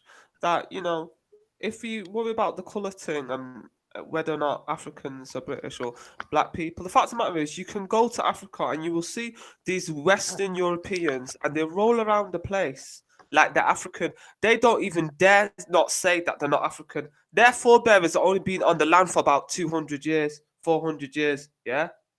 Yeah? So you're only digging yourself a hole when you say that you're not British because your ethnic group is traced back to Africa. You're just shooting yourself in the foot, because go there, you'll see them now in South Africa. Those white South Africans whose forebears came, they didn't come in peace. They're ready to kill to stay in that place. So you're just shooting yourself in the foot. Go to Australia, the same thing. British people, they've only been there 200 years. They call themselves Australian. Yeah, they distinguish between the native Australian and the Australian, but they're still Australian. So that's the way I see it. I'm as British as those white Africans are Africans. Yo, can I jump in on that one? Yeah, please. I'll yeah, go ahead. Yeah, just a response to that real quick. I think those comparisons are well, they're interesting comparisons, isn't it? But like, when you're talking about the Australians who are people that come and colonize the land and want to stay there, white South Africans who colonize the land and want to stay there. The question now is, what do you regard black African, Caribbean, whoever, people who live in this country as wanting to stay here? I think this is part of the political conversation that hasn't really happened. Well said, young man. I'm sorry to cut in, but I think that's the very important question in the whole matter, because I think that sort of that sets the mindset. Yeah, because I think many of us you got 1 foot in and 1 foot out type of thing. And I think that sort of comes from, sorry to cut in people as well, yeah. I think that kind of comes in from, remember, many of our parents, especially the Afro-Caribbeans, they weren't coming here to stay. Yeah, many of them come with their 5 and 10 year plan and this, that, and the other. Yeah, and then situations, and here they are. Some of them are still here saying they're leaving. Do you understand? So the point I'm making is that I think many of us you're in like a dual mindset. So what I wanted to ask the panel is how many of us on the panel want to stay here? Do you understand? Because for me, if you're looking to stay here, then you might as well call yourself British. Yeah, because your children will be British. And the more the children are here, like, all right, I mean, I don't even get too personal, but I've got a son in it. Yeah. Okay. Now me, growing up, I definitely didn't consider myself as British. Yeah. And I'm first generation of, do you understand, the Windrush, as it were. So I would say that we might have more attachments in certain ways than the generations that come down. Even my nieces and nephews that have come down, they're more British than me, that I would say. Do you understand what I'm saying to you? But my son now, yeah, the World Cup came. Yeah, and this is just the World Cup, and he's talking about having a British top. Yeah, now he doesn't live in a British house. Yeah, there's no Union Jacks in our house. We're nothing like that. Do you understand? But his thing is, but mummy, I live here. We live here. All our family here. Do you understand? So what I'm asking the panel now is, what do you then say to that child? Because do you start then saying to him, oh, the whole history of slavery and this and that, and that's why bonfire and this, that, and the other? Because I do believe, and this is probably a consideration that I've come to as I've got older, possibly, and probably when I was younger, like I said, bonfire, I was all about that. But now I'm looking at my child, and I've got to look at, like, if I continue, if he has that, I don't want to call it a chip on the shoulder, but we'll just, because of lazy English right now, let's call it that chip on the shoulder in terms of, you understand what's been done to us, this, that, and the other. Yeah. If I'm going to put that on him, then I can't keep him in this society. Does that make any sense to the panel? 100%. Yeah, I understand what you're saying. That's what I'm saying. Yeah, But, I mean, Does that make sense? Because if I'm gonna have that, then we have to leave, innit? Because if not, he potentially could be, because a lot of, that's what I'm saying, innit? You see a lot of these youths that are running around madded out, it's because they have no perspective. Absolutely. You know what I'm saying to you? They don't know if they're this or that, they're repping this part. Yeah, but then the kid, you know what I'm saying to you? Will it not be our responsibility to teach them that no matter where they are, they're part of like a collective people group where we're gonna try to like cling together for betterment in that sense. So whether they're in South Africa, England, or America, they understand that there's a higher purpose for them to actually to rectify some of the challenges that was put upon our ancestors and so forth, right? So and technically being in this country could be part of that betterment because you're here, you're close to certain opportunities that maybe some others might not be able to get. But as long as you have some kind of unity, you know that as you're progressing, at some point you're going to reach out to create some kind of business, to create some kind of network. That's why I see other communities doing. So if you will look at the Jewish community, but now you start to get a bit more political now, Rave. You get me? Because they start going into different angles. Because I hear what you're saying, innit? Yeah. But what I would say is many of us haven't got that discipline. Well, this is what we this is what we're gonna have to try to look around to see. Yeah. Do you understand? We haven't. Yeah, sorry, Bob. Go on. Well, let me jump in and add to what you're saying. I think, discipline starts at home, right? So if you're saying you have a child, then maybe one of the starting points would be to try to let him support who he wants to support, whether it's West Ham, England, and so forth. But let him understand about your history, about what you've gone through, and the challenge you face, but also the benefits of seeing himself as part of a community. See what I was going to say. I think that's a very good point. Yeah. But my thing is that the thing about white supremacy is very powerful. Like it alters people, especially like people of color, black people, African people, however you want to put it. It alters our perspective of how we see ourselves, how we view ourselves. I think if you don't make clear distinctions that you are not like other people, you can lose yourself, and it can automatically make you see the other races, especially the white race, the race that's constantly put on our TVs and held to the highest standard, as something that they would want to aspire to. So I would 100% say that you have to, make sure you take them back to the roots, who they are, the identity. If you can get that identity, depending on if you know your lineage or anything like that, you have to basically teach them and educate them yourself, because they're not going to get that from schools. They're not going to get that, from being in these normally these white dominated environments. So all the onus is literally on you to re-educate them from the miseducation they will be getting in society. So for me, it's okay. I understand what you're trying to say for them to, like, you know, rep certain tops, or make sure they got, like, you know, if you got lineage to Ghana, make sure they got a Ghana one. You know what I mean? Don't just let them take on these identities of actually having a counter identity, which is actually related to their true identity. So that's what I would like to say. Yeah, and to add to that, can I, just to add to it, quickly jump in, jump out. Back in the days when I was watching football a lot, I remember my family was supporting England and Cameroon. Yes, It's just it was. Do you know what I mean? Yeah. You know, and But if England say beat my Cameroon, family, boy, we it was never what support. it was, isn't it? We never support England. That's not the house. We were always the house that we always went for the black person in it. Never Well, the white person. That's the house that I grew up in. Do you understand what I'm saying to you? But obviously now we're talking about my son. Do you with me? Yeah. Now, don't get it twisted. Like, I've taken my son back home, and do you understand? He's done we've done all of that, and he does his Saturday school and all them things there. So them things are in place. Don't get me wrong. However, I've got to be real in it. Like, I live in England, and I can see what's around me. And I'm saying, when I speak to the young, especially the young boys, you understand, and get their perspective, unfortunately, they're not thinking how we are thinking. And in fact, the it seems to me, and correct me if I'm wrong down there, and I'm not saying this is right or wrong, you understand? I mean, I think it's wrong, but it seems to me that the lower down you get into the ages, color and color and country, all of that, it becomes less significant. Do you understand? And if you and obviously you know the agenda of everyone being homogenous anyway. You understand me? So we're well on that journey, because even if you get my family, do you understand what I'm saying to you? And we're all in one place. As we go down the generations, I sound radical. Well, I think what's happened is media is influencing the way the younger generation see each other, and they're finding more things in common. And obviously, you know, one thing I will say is culture is definitely becoming less important in this society. If you haven't got the culture that holds you in place, that gives you the values, that tells you, I mean, there's certain people that won't even mix with certain tribes, let alone other races. So you have to understand that the culture is really the thing that holds people in place.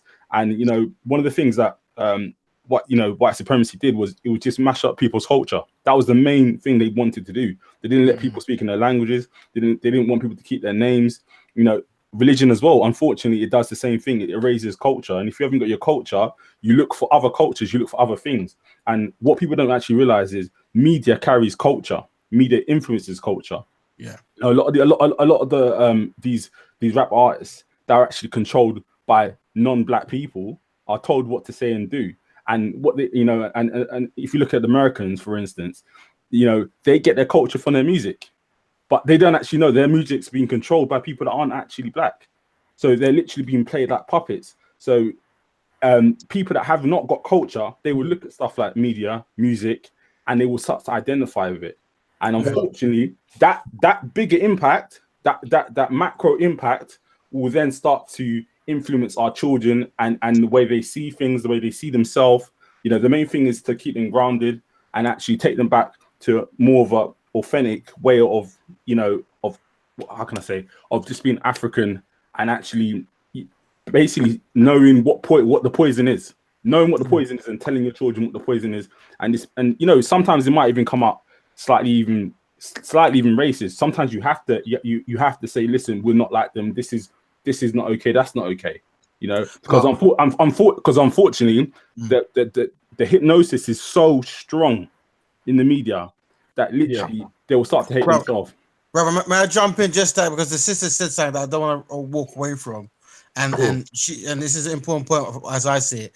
And she says, as she's speaking, she might be perceived to be a radical. So my solution to this is for us to actually try to change the way we deliver the information. You see what I'm saying? So you know, you could say the same thing, but in a more digestible way, right? So sometimes we want to stay away from trigger words, right? You know, I would always say, I always try to be talking about black people, and then try to stay away, not necessarily talking about non-black people, right? And even in the description, I understand that describing white supremacy is important because you have to label it as it is. But as a sorry, very, not to What not to, are we calling white not- supremacy? The not system. not to interrupt. There's no way you can talk about blackness without talking about whiteness. There's literally no way. Like, literally, one influences the other. Do you know what I mean? It's almost like a weighing scale. The weighing scale is up for them. Do you understand that? Bro, yeah, my continue my point to help the sister out, or is that's the point. And the moral of the story is this: it's how we choose to deliver, how we choose to present ourselves when we're giving information. The core point I'm pushing there is you have a younger generation who sees you speaking, they see you as some kind of radical. They're saying this is someone I should not be listening to, so I'm going to go back onto the TV or my next door neighbor and hear what they have to say, and I'm not going to listen to mommy or daddy. Yeah, so I'm saying there must be a strategy of how we deliver information, and sometimes we have to rejig words to make it easily digestible for the new generation. Yo, can I jump in? Can I jump in? No, so you can. Yeah. Yo, can I jump in real quick? All right, cool. I'll let you jump in quick, and I'm gonna come in after. Yeah, I think we were kind of bouncing around over a few points there. Just trying to write them down to keep track still. The thing about homogeny, yeah, about this idea that our youngsters are becoming assimilated is the word I'm looking for. Assimilated and kind of desaturated. I like using that word desaturated as well, because British just likes to just draw the color out of everything in it. Yeah, that thing, it's all about power, isn't it? Because actually some of these young people, if you tell them that being kind of having a global perspective, in a sense that everybody's family, we're all the same, blah, blah, blah, blah, blah. If you tell them that that's bad, yeah, they're not going to believe you, because in their reality, they might be 15, 16 years old. Only 6 or 7 years before that, they were in primary school, where everything was cushy, yeah? They had their Bangladeshi brethren, their Vietnamese brethren, and everything was fine. Politics hadn't affected their reality yet. So when you're telling these kids and trying to educate them and tell them that these things are bad, they're not going to believe you, because when I was that age, I didn't believe my dad, yeah? I came up in a black radical tradition as a youngster, but I didn't really understand it. And it's only now that I'm understanding it. So with these youngsters, when you're showing them something's bad, if you haven't got the information and the resources to back up what you're saying, they're not going to believe you. And a lot of parents don't have this. Yeah, a lot of teachers don't have this. A lot of educators who actually have the information don't have the method to reach the youths. Right. What you've got to do is you've got to show them the realities. You've got to show them. You've got to try to connect the dots for them, or help them to connect the dots themselves.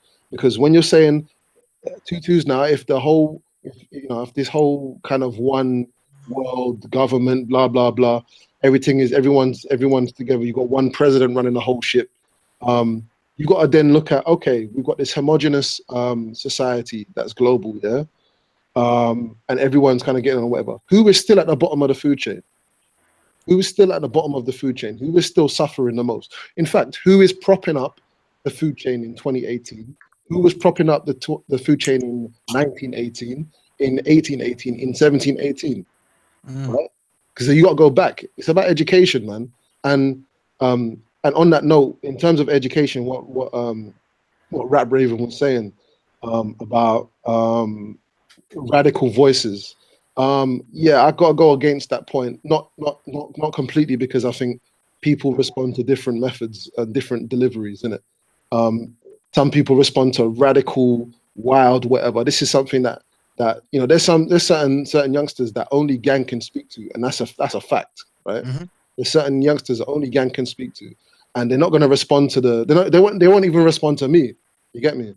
I can't really get to them. I can get to them to a certain point. I've worked with kids for 6 or 7 years now. So you have to have different deliveries. And I had one more point. I think it was about this thing of wearing different shirts and whatever. I think what we do, one of the mistakes that we make is we make allowances. This is kind of a quite a liberal perspective, actually, which I don't agree with. What we do is we pick and choose where we're radical. We pick areas of life that we are going to be staunchly immovable on, yeah, in terms of black politics. Yeah, so we'll be like, yeah, school system, yeah, let's go raggo on that, let's go raggo on this, let's go raggo on that, let's complain about jerk rice and all this shit, sorry, all this stuff, yeah. But then, you know, we'll allow our kids to wear these football tops and whatever, and those things are far more damaging, yeah, than some of the other stuff that we're complaining about. It's very unthorough. It's really amateurish, in fact, and it's really shows a lack of understanding of how the system works. Yeah, there's a distinct lack of political education that we have as Black people in general, and some of the people that are proponents of that political education are frowned upon for even talking about some of that stuff. And then tutus now, everybody else is wondering why they keep repeating the same mistakes over and over and over again. So I always big up. I haven't always been a scholar myself. I can't regard myself as a scholar, but I'm trying. But I big up all of the people that have put in decades and decades and decades of work and have come up with answers to questions that most people at Speaker's Corner are still asking, yeah, but won't go and pick up a book to find the answer and think that they just have to. And there's benefits to finding your own answers. But at some point, you're going to realize that there's other people that have thought about this 40, 50 years before you and have worked for 10 years on one book, maybe, just to provide you the answer. So you don't have to go through the same rigmarole of trying to understand. So that's what I'm going to say. Can I just say something about in terms of one of the reasons why many Black British people don't feel British? I was lucky that I went to a high school where I was taught African history when I was like 14 and 15. And I think because Britain is not ready to admit its colonial past, they miss out about 500 to 600 years of history when they were running around the world colonizing and enslaving.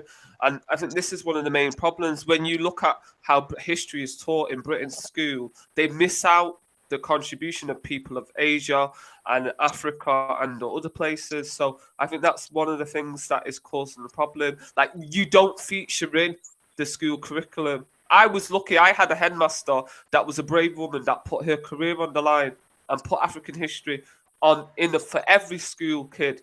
Yeah, I didn't have to go to no Saturday school to learn African history, but that is not the normal, and I think that's what needs to happen.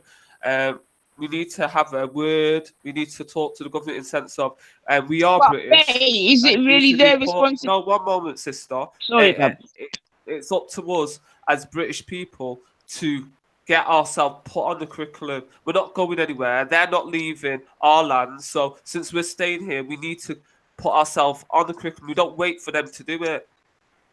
Yeah, just to add to that point, if you don't mind, yeah, just quickly, though, please. Yeah, absolutely quickly. So yeah, basically, I think that's all strategically done, for a reason.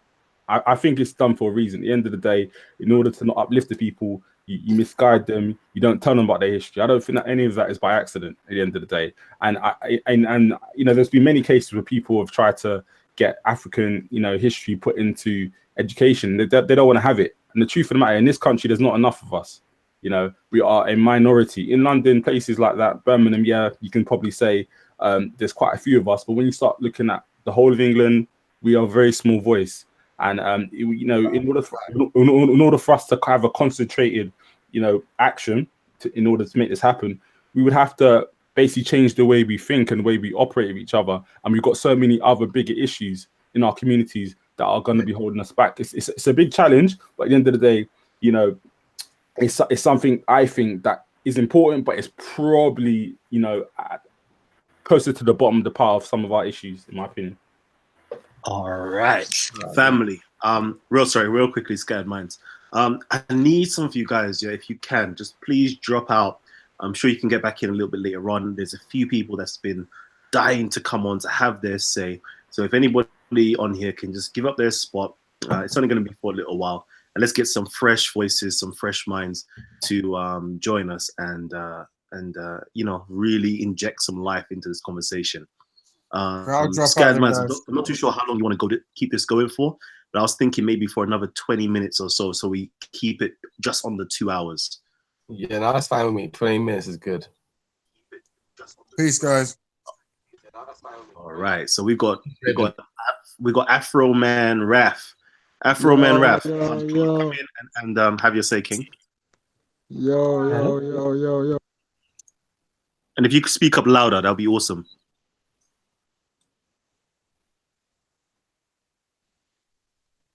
All right.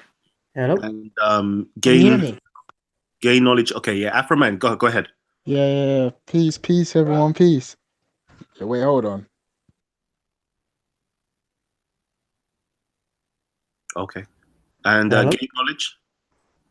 Hello, Titans. That was a long process for me to come onto your show. So thank you very much for letting me on your show. Definitely. I would really love for the new faces, new voices to actually have their say. So if you've got anything to say, please say it as soon as possible.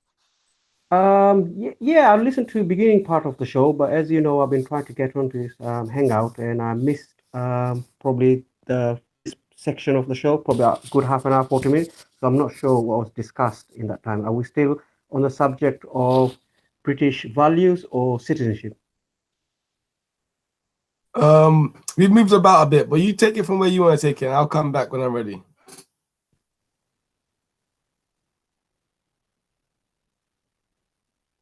Did you hear me? Sorry, was that to me? Yeah, that was you. What was that again? I said we've moved around on topics, but you could start on wherever you want to start, and we'll respond to that. Excellent. All right. I think I've messaged Titan earlier saying that if you look at Home Office website, a British citizenship is just basically your rights as a foreign person that came and stayed in the UK and gained citizenship. It's just make you equal to the native English or UK citizens that's already established UK citizens. Just give you the same rights and legality that you're entitled like anybody else. If you're, a lot of people say if you're born in England, you become British. That's not true. I think your parents or you would have to be either British or have some sort of stay in the UK, or if they don't, then you have to earn the right to become British eventually by going through the immigration process. But if you're talking about culture, that's a separate issue. I mean, as you can see from my picture, I'm an Asian background. I also came here when I was young from my parents' immigration status. I came when I was young, and I've gained my British citizenship since child, and I adapted to the UK way. At the same time, I maintain my Asian value. At home, I speak Asian language. I also have Asian clothing. I also have Asian food. But at the same time, when I'm outside, I can integrate with British society, mix with any kind of people, any kind of background, whether you're Black, Chinese, Asian. I went through the education system in the UK, and I'm proud. I'm proud to be gain British citizenship. But at the same time, I'm proud to be Asian as well as Muslim, and I can integrate with any culture and people as well. Calm, thanks for that. Sorry to interrupt you again, but I'm not sure if you guys have been to many other countries and see how they are. I can clearly say I've been to a few countries myself, and I can say England or UK is probably one of the most tolerant country in the world, if I'm allowed to say that. Now I know a lot of panel members here, or maybe a lot of viewers that watches. I think when you question about are you proud to be British, I don't think people looked into deeply what it means. It's not about political affiliation. It's not about your religion. It's not about like because you're Black, I'm Asian or white. British is just a status. That you're living in UK and working in UK and you can have the freedom of having a family in the UK. And you're free to move, free to say. And the other countries don't give you that much same privilege, especially in the Asian countries or African countries, if I'm not mistaken.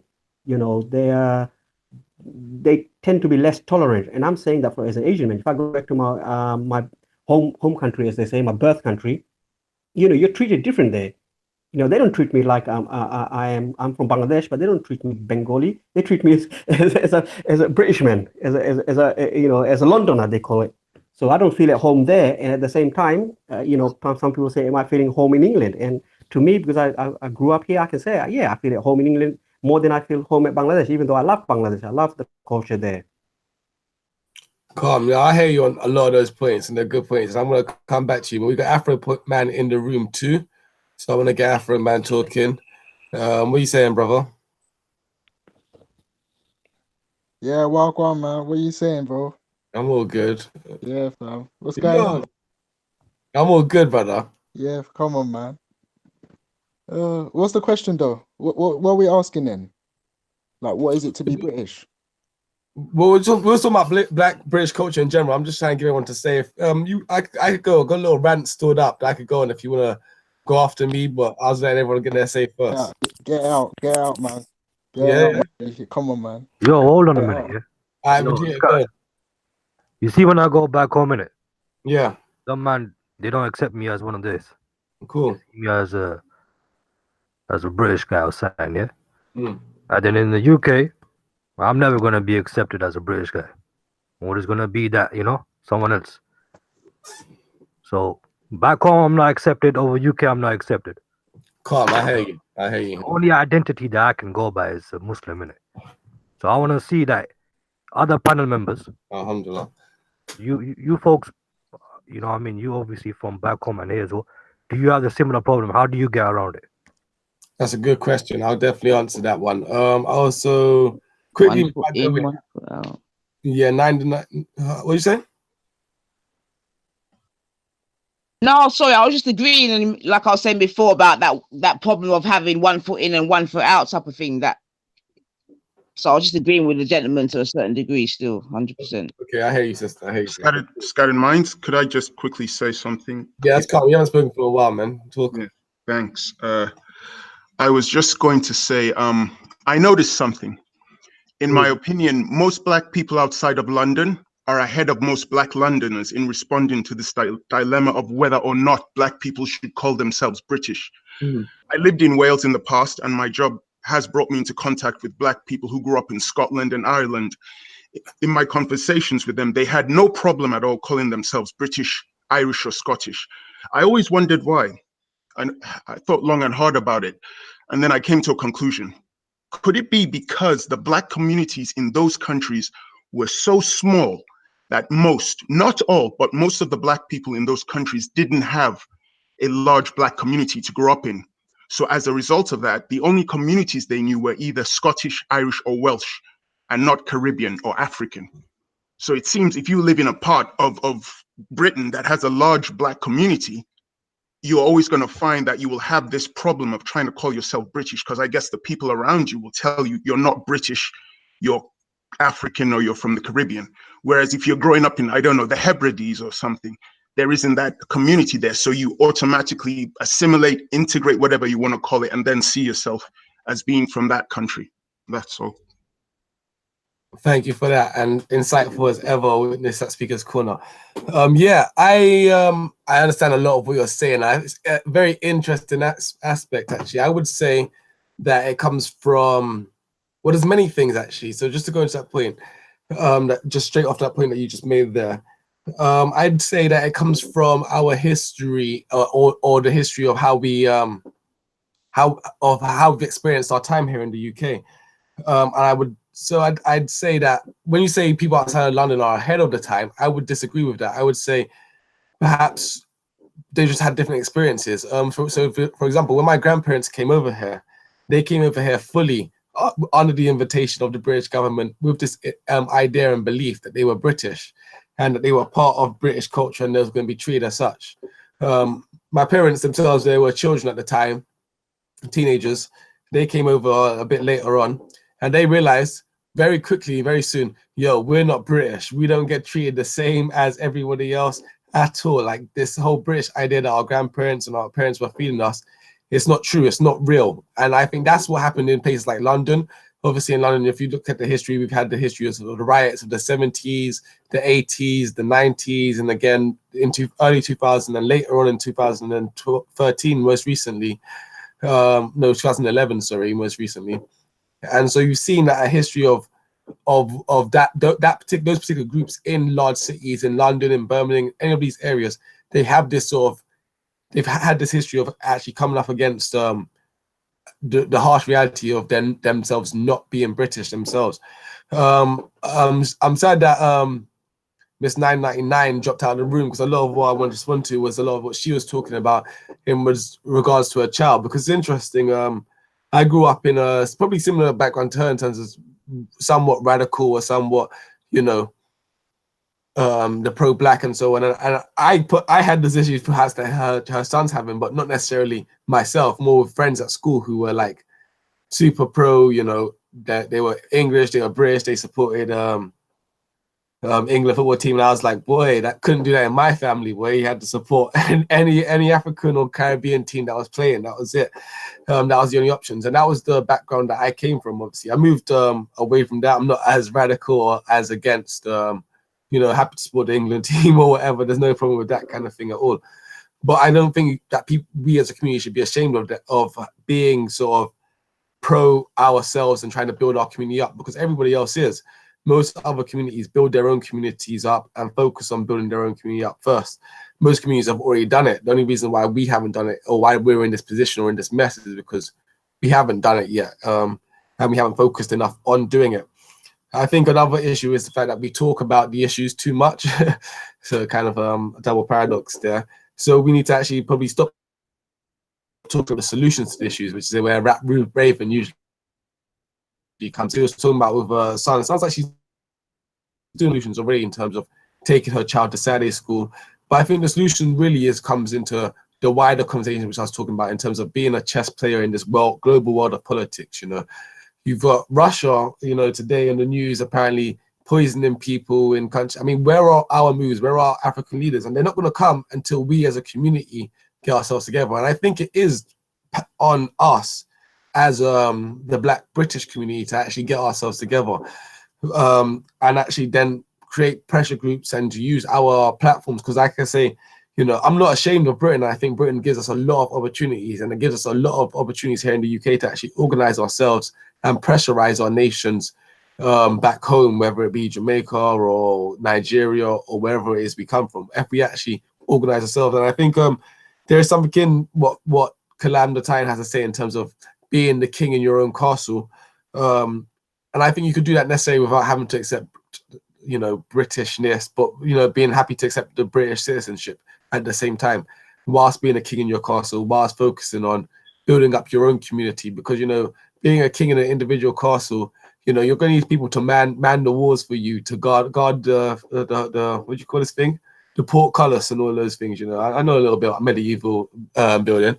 Yeah, you're gonna need people to, and strategy and all that. You're gonna need, you know, if you're gonna have a siege, you're gonna need people to back you. So it's not just about building your own solitary castle. It's about building a castle for everyone to be able to join. And I think it's for us as the Black community to look beyond and actually look at actually building communities and actually building castles for each other, and actually how we're gonna respond to each other on the roads when we build better codes, and how we here in this conversation, Black people who are going to build up our own, we play to contribute it. How can currently to contribute to that? And those are the solutions we have to, when we're British or not, is non-consequential to the position we're in. What I think one of the brothers was saying earlier about, you know, even the world government, and I'm a humanist. I don't see division or borders. I'm all for having a world without borders, but the issue is Africa and Africans always seem to get exploited. So before we can have that world without borders, before we can all join together and sing Kumbaya and have happy days, we're going to have to actually build ourselves up as a community first and focus on ourselves, and before we start focusing on building up everybody else. So yeah, I'm gonna come back to everyone. I just had a comment from Miss Southeast. I wish you would jump in the chat, Miss Southeast. You got a lot to say and it'll be interesting. She said, sadly, the left had sold a false narrative to blacks in America and the UK because they want their votes. There is money in the black vote, and so they want you to be. Yeah, no, I hear what you're saying. I think the left has done that, but I also think the right has sold a dream to a lot of white people and the white folks. And I think as soon as we both come out of this paradigm of right, left, and all of that, you'll get to see the world at a bigger picture and actually see that, you know, me being Pan-Africanism is a good thing, and if you a Pan-Africanist is a good thing, and you should probably be a Pan-Africanist as well, even if you're white. Back the movement and actually back blacks taking back Africa and actually go against European businesses exploiting Africa. And that's yeah, that's my response to you. One more question I got quickly because it just popped up. I'm not sure where it says. No, I wouldn't say Quran is the opposite of humanism at all, but that's a religious conversation. We'll get into. You guys love talking about religion. Like when Titans is back, you guys can get into that conversation. This is the Scattered Minds takeover show right now, and we ain't going to discuss no religion today. So yeah, let's open up the panel again. Who wants to go next? Yeah, no.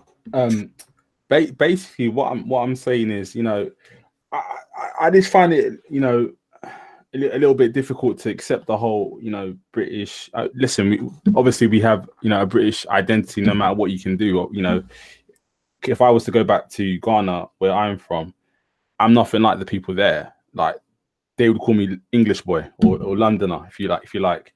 And you know, it seems to be the case with many people when they go back home to their, you know, their countries. But what I would say 100%, I think it is also a bit of a smokescreen. Okay, and I think there's been a smokescreen put on our people in many different ways. You know, as you said, there are many people that came from the Caribbean during the Rinwash period who thought they were British. Now, why did they think they were British? Because they were taught they were British in schools and in their system, you know, and in the colonial system that was in place. Knowing that obviously when they came over, they were not going to treat the people like they were British. So there is definitely a pattern of miseducation and hypnosis that has been put in place.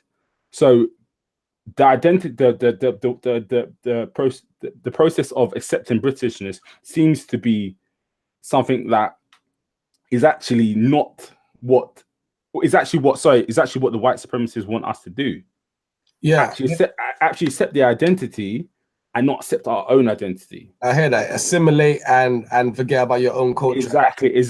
When the truth of the matter is, when you will soon find out how British you are, like the Windrush people that have been sent back. 100%. But what's the solution to that is what I want to get to. I think, sorry, bro. I think the solution, just to jump on it, I was literally just going to jump on it. I think the solution is to re-establish our identities, to go back to the earliest stage of self-identification, like tribes. Find out who your tribes are, and actually, you know, ignore even nationalism. I think nationalism is one of the things that has separated us. You know, because you know there were tribes that used to move across countries. You understand? So you know, countries that are there now, tribes used to run through different countries, and that used to unite us even further. So I think going back and becoming more tribal would be the best route of uniting together, personally.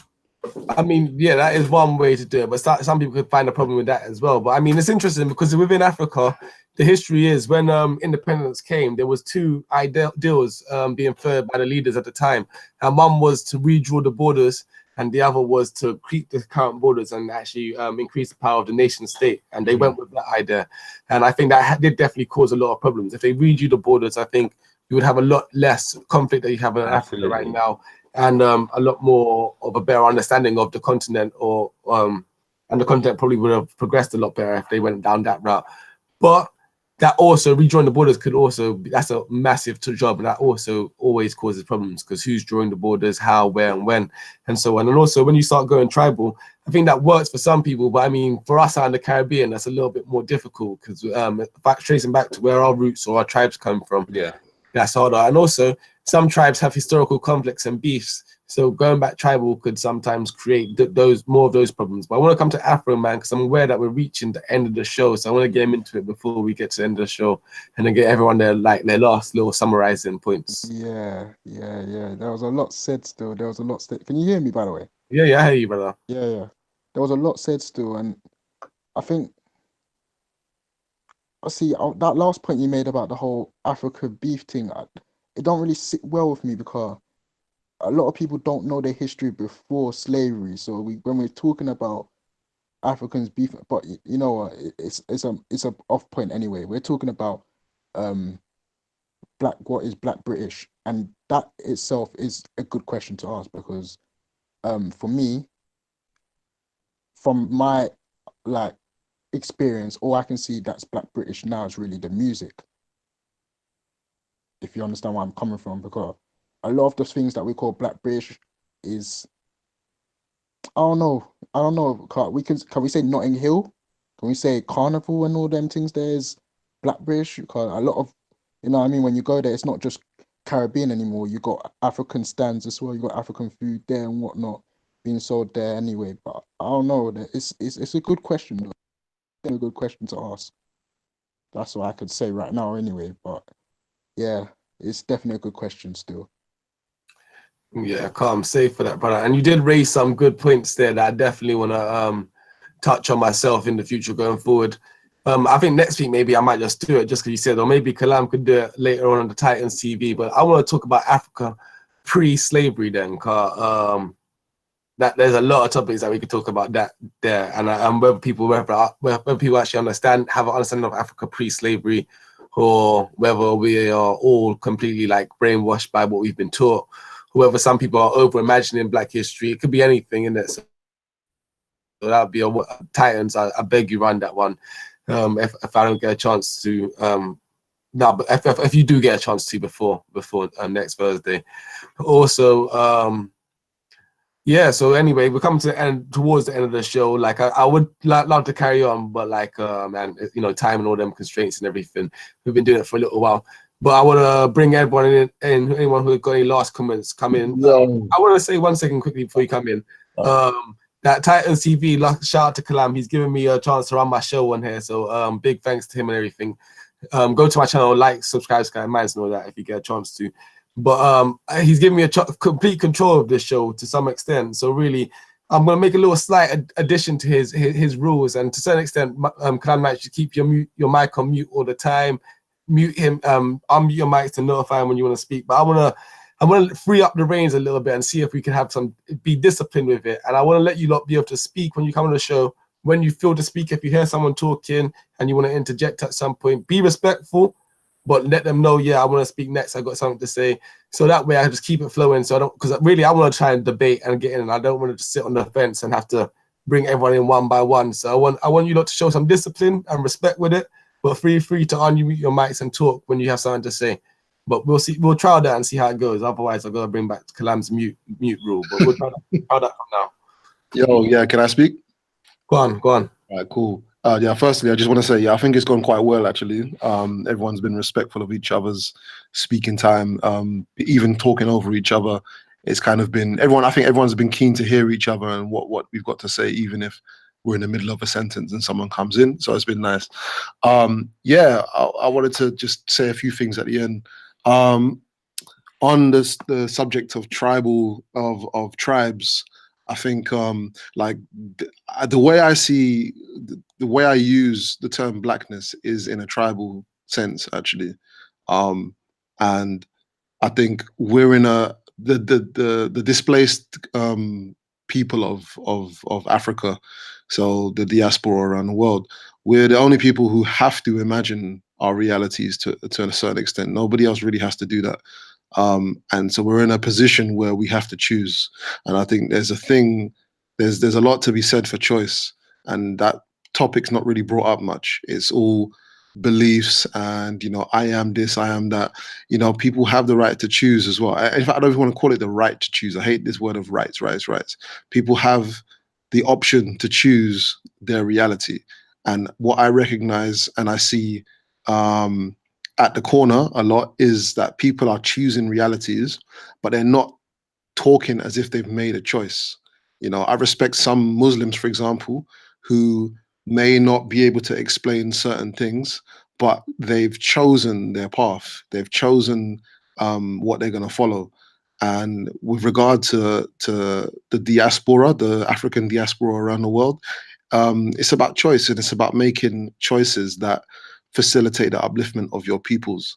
So that I'm never going to know my DNA, not my DNA, my lineage to a point. I can only go so far to be and be sure, unless I get a lab myself and test myself and do all of the anthropological investigations and all that kind of stuff. I'm never really going to know. So it's going to be me choosing to accept a particular reality.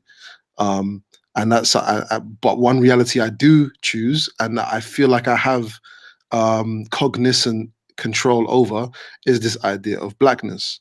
And to me, blackness is, this is a conversation that I really, really, really want to have. And I know people have had it on Titans TV and other channels as well, but I don't feel like it's been fleshed out fully. And I think there's some confusion that I'd like to add to that conversation eventually, but not here.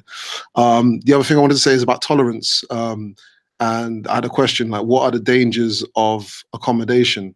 So the dangers of everyone, like I'm doing a course at the moment where we're talking about diversity and equality and all this nonsense, right? And the answer, one of the questions was, is diversity a good thing? My answer was, that's a stupid question, because diversity is a state of being. It's not something that you can choose. It's like the world is diverse anyway. Your body is diverse. Your bedroom is diverse. You know what I mean? It's not something you can choose to be or whatever. You are in a state of diversity all the time. So the question now is, what are the dangers of not accommodation or diversity, but the dangers of assimilation? And I think that's where the problem may lie, is in when you decide to assimilate to a certain culture, what are you giving up? Or what are you, as a member of the diaspora, what is it that you're trying to, what kind of reality are you trying to create for yourself? And how does it play out for the rest of your, as Rap Raven was saying, as the rest of your people or your tribe or the people that associate with you as part of your tribe, how does it play out for them? So yeah, that's all I really wanted to say. There's probably a few things more, but yeah, you're gonna wrap up, so I'll leave it for next time. Thanks again. Join me again next week, Thursday, every week on Titans TV for a little while. Shout out for Titans for that. And yeah, so everyone who's next, just come in. Please say something quickly? Yes, please. I just wanted to conclude quickly. Black people should call themselves British and acknowledge the contributions their Windrush and African ancestors made to this country. I also believe that social programs that link Black people in London with Black people in other parts of the UK should be implemented. Because too much time is spent empowering the Black community in London, whilst Black people in the home counties and outside England are always ignored. Whenever I attend discussions in the past about the Black community, nobody really talks about the Black experience in Glasgow, Perth, Dublin, Cardiff, Swansea. So I tend to think that these discussions tend to be biased and too much towards Londoners. That's all I have to say. Yeah, I'll just jump in as well. Yeah, no, I hear what you're saying. But my thing is, it's like, you know, some Black people, you know, that achieve things, you know, for instance, will set MBEs, right? And some won't, because they understand the history and what the empire has done. And I suppose it just depends. It depends on how you see things. Now, for me, there are positives of obviously accepting, you know, Black and Britishness and being proud of the positive things that Black so-called British people have done in the society, and even the things that are not highlighted to us and wider society. But in general, I would say that in itself, accepting the Black Britishness can also make you lose your Africanness. It's like there's a counter, right? So in order to stay balanced, I would say you have to, in my opinion, understand who you are. You have to understand who you are. You have to understand where you come from. You have to understand that your base self, your base self cannot be that of a British person, and just understand that the Britishness is only an element of you, maybe even a small element, and understand that there is much more history, much more wealth in actually attaching yourself to your African identity. So that's how I'll put it. Hi. Cool, Katrina. You come in late, girl. I know. I was just distracted doing other things. Wrapping up. We gotta shut it down. The show quickly. So I think there's a couple other people who never really got to speak much at all. Who I'm just gonna have to basically say sorry that you guys didn't get to speak. Next Thursday, around the same time-ish. Just check out. Just if you like and subscribe Titans subscribe to Titans TV, like and subscribe to my channel. You'll get a notification pop up straight away as soon as we go live. And if you want to get in the chat, you can get in the chat. Thanks very much for letting me on the show. Blessed to come on the show, please, man. Come again next week. Everybody as well, please. I gotta shut the show down though, because we overrun a little bit. It's time to go. I got a couple more points I want to make, but next week for sure we'll come again. We'll do. I'll be a bit quicker with the show, and we'll see how it goes. And next week I'm gonna definitely be a bit more vocal, in my opinion, and debate a bit more. But thanks for everyone who came in and show some love and respect to all the commenters who stuck around and listened. And yeah, I mean, hopefully we can talk more about solutions Peace, love, unity, bless, and I'm gonna hand back to the Titan. Oh, one moment. 0161, thanks for the Black British experience up north. Big up the north. Oh yeah, and shout out to what my brother had to say about, you know, let's not always talking about in London and let's talk about other experiences outside of London. That's a good point. But Titan, where you at, brother? Man. Listen, another powerful Scattered Minds Times TV link up show. Jeez, the numbers are just expanding and expanding every single time. You know what? I can't wait for the COE video to come out that kind of sparked off this particular chat today and the past conversations that we've been having on Titans TV. And of course, yes, it's Black History Month for those of you guys who know about it. And of course, Black history or African and African Caribbean history and world history continues 365 days of the year. So let's not just make it a month thing, but let's make it a lifestyle. All right, family, we're going to be signing out right now. Salute to everybody who's tuned in. And I'll see you guys. I'll see you guys soon. I'll see you guys what? On the other side. But before then, you know what? I want to do a show soon. Kanye West. Dun, dun. Donald Trump. Dun, dun, dun. I want to get mad controversial. So next time we're going to do this, we're also going to be speaking about you know, the electoral mayor candidate, Shaun Bailey. We're going to speak about him as well. There's a few things that we're going to discuss. So check us out, you know, usually, you know, same time-ish, every single day. We might be busting up some shows because you lot have been supporting. So we're definitely going to support you guys back in return. Anyways, I'm going to love you guys and leave you guys. And I'm going to see you guys on the other side. Oh, man. Young Cali, baby.